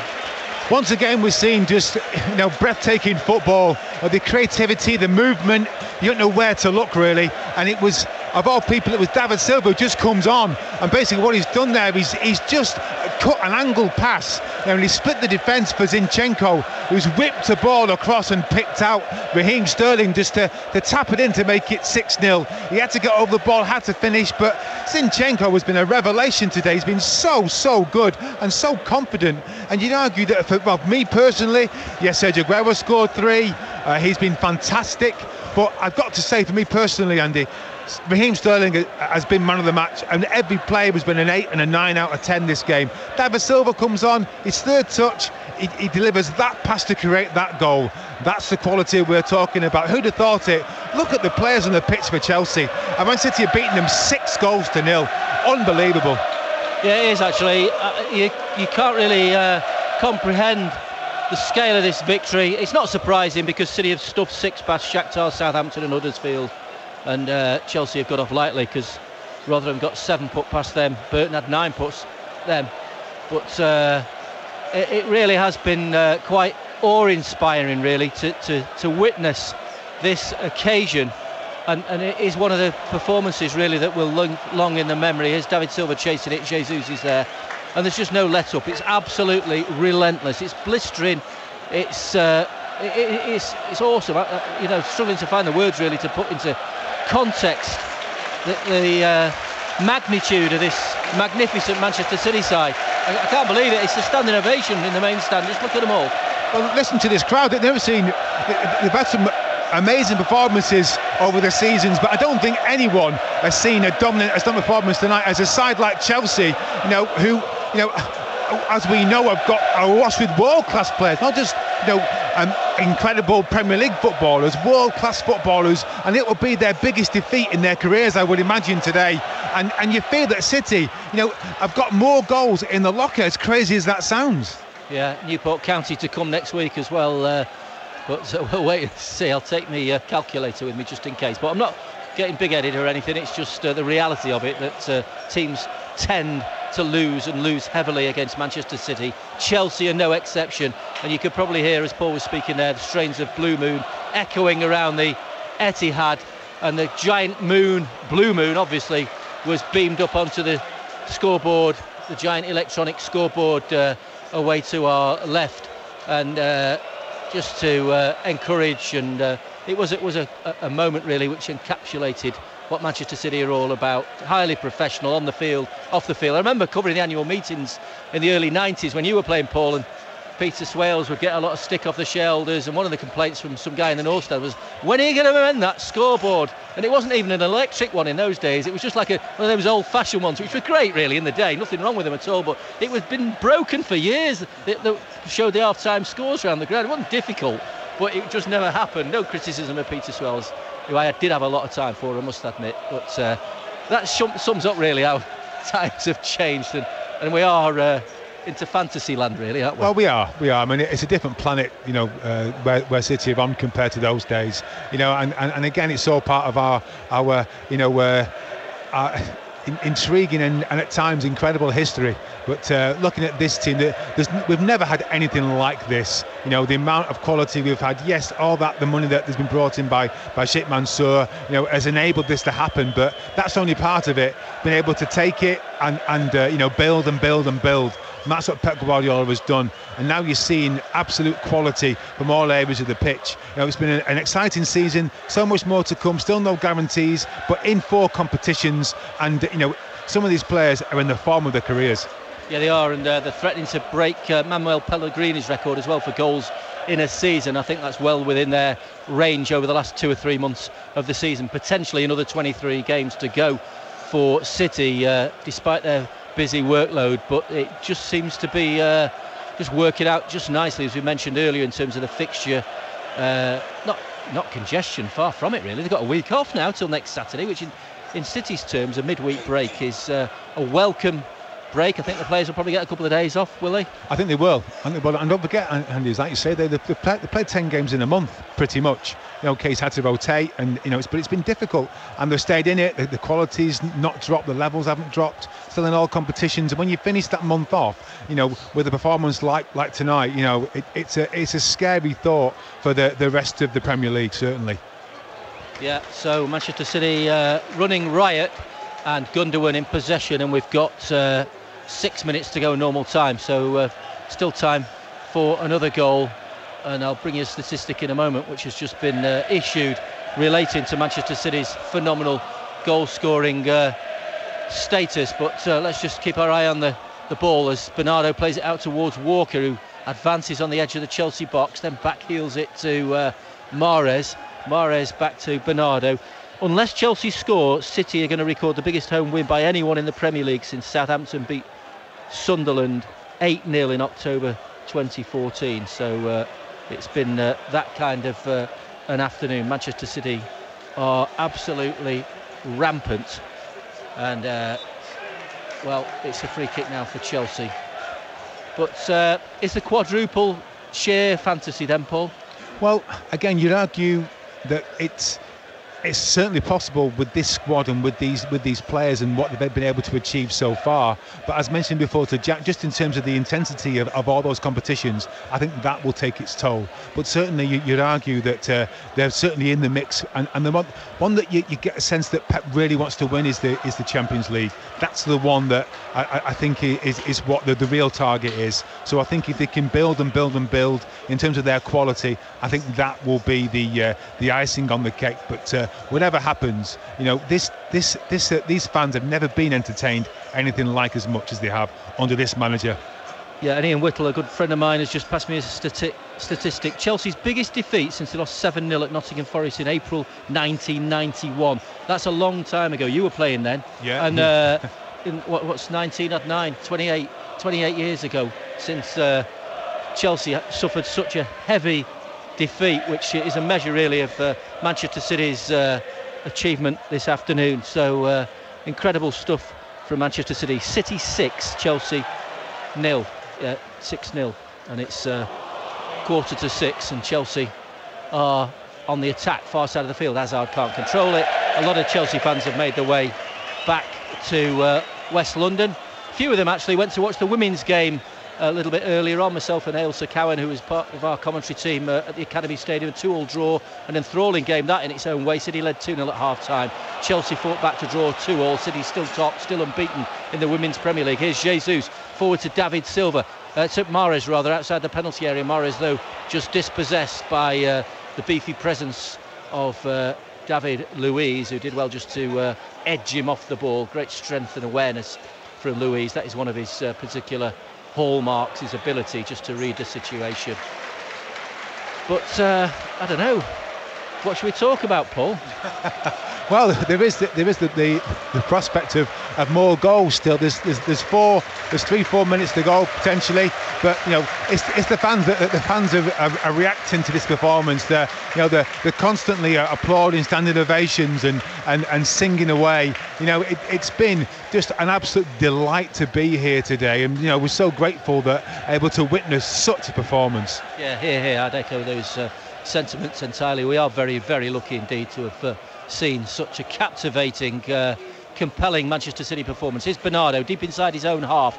They want a 7th goal. Bernardo plays it forward towards Silva, gets a lucky deflection, doesn't matter. Jesus aims it out towards Sterling. He's got Zinchenko sprinting forward in support. Sterling outside the box, gives it to Zinchenko, just couldn't get there, and he was impeded slightly. His progress was blocked, and I think he might have picked up a little bit of a knock, which is hardly surprising to have put in a 90-minute stint after hardly playing. He's hardly played in the last few weeks. He's not even been on the bench for much of the last 6 weeks or so. So he will be fearing a little bit of wear and tear. Yeah, he will. But at the same time, he'll be so happy with his performance. He's been absolutely excellent. I don't know whether he's actually he might have just tweaked his whether it's his ankle or maybe it's just general fatigue. But either way, Zinchenko has been an absolute sensation.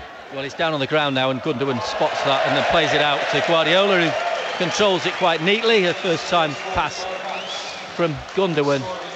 But it is the squad thing, and we know what the established players are going to do.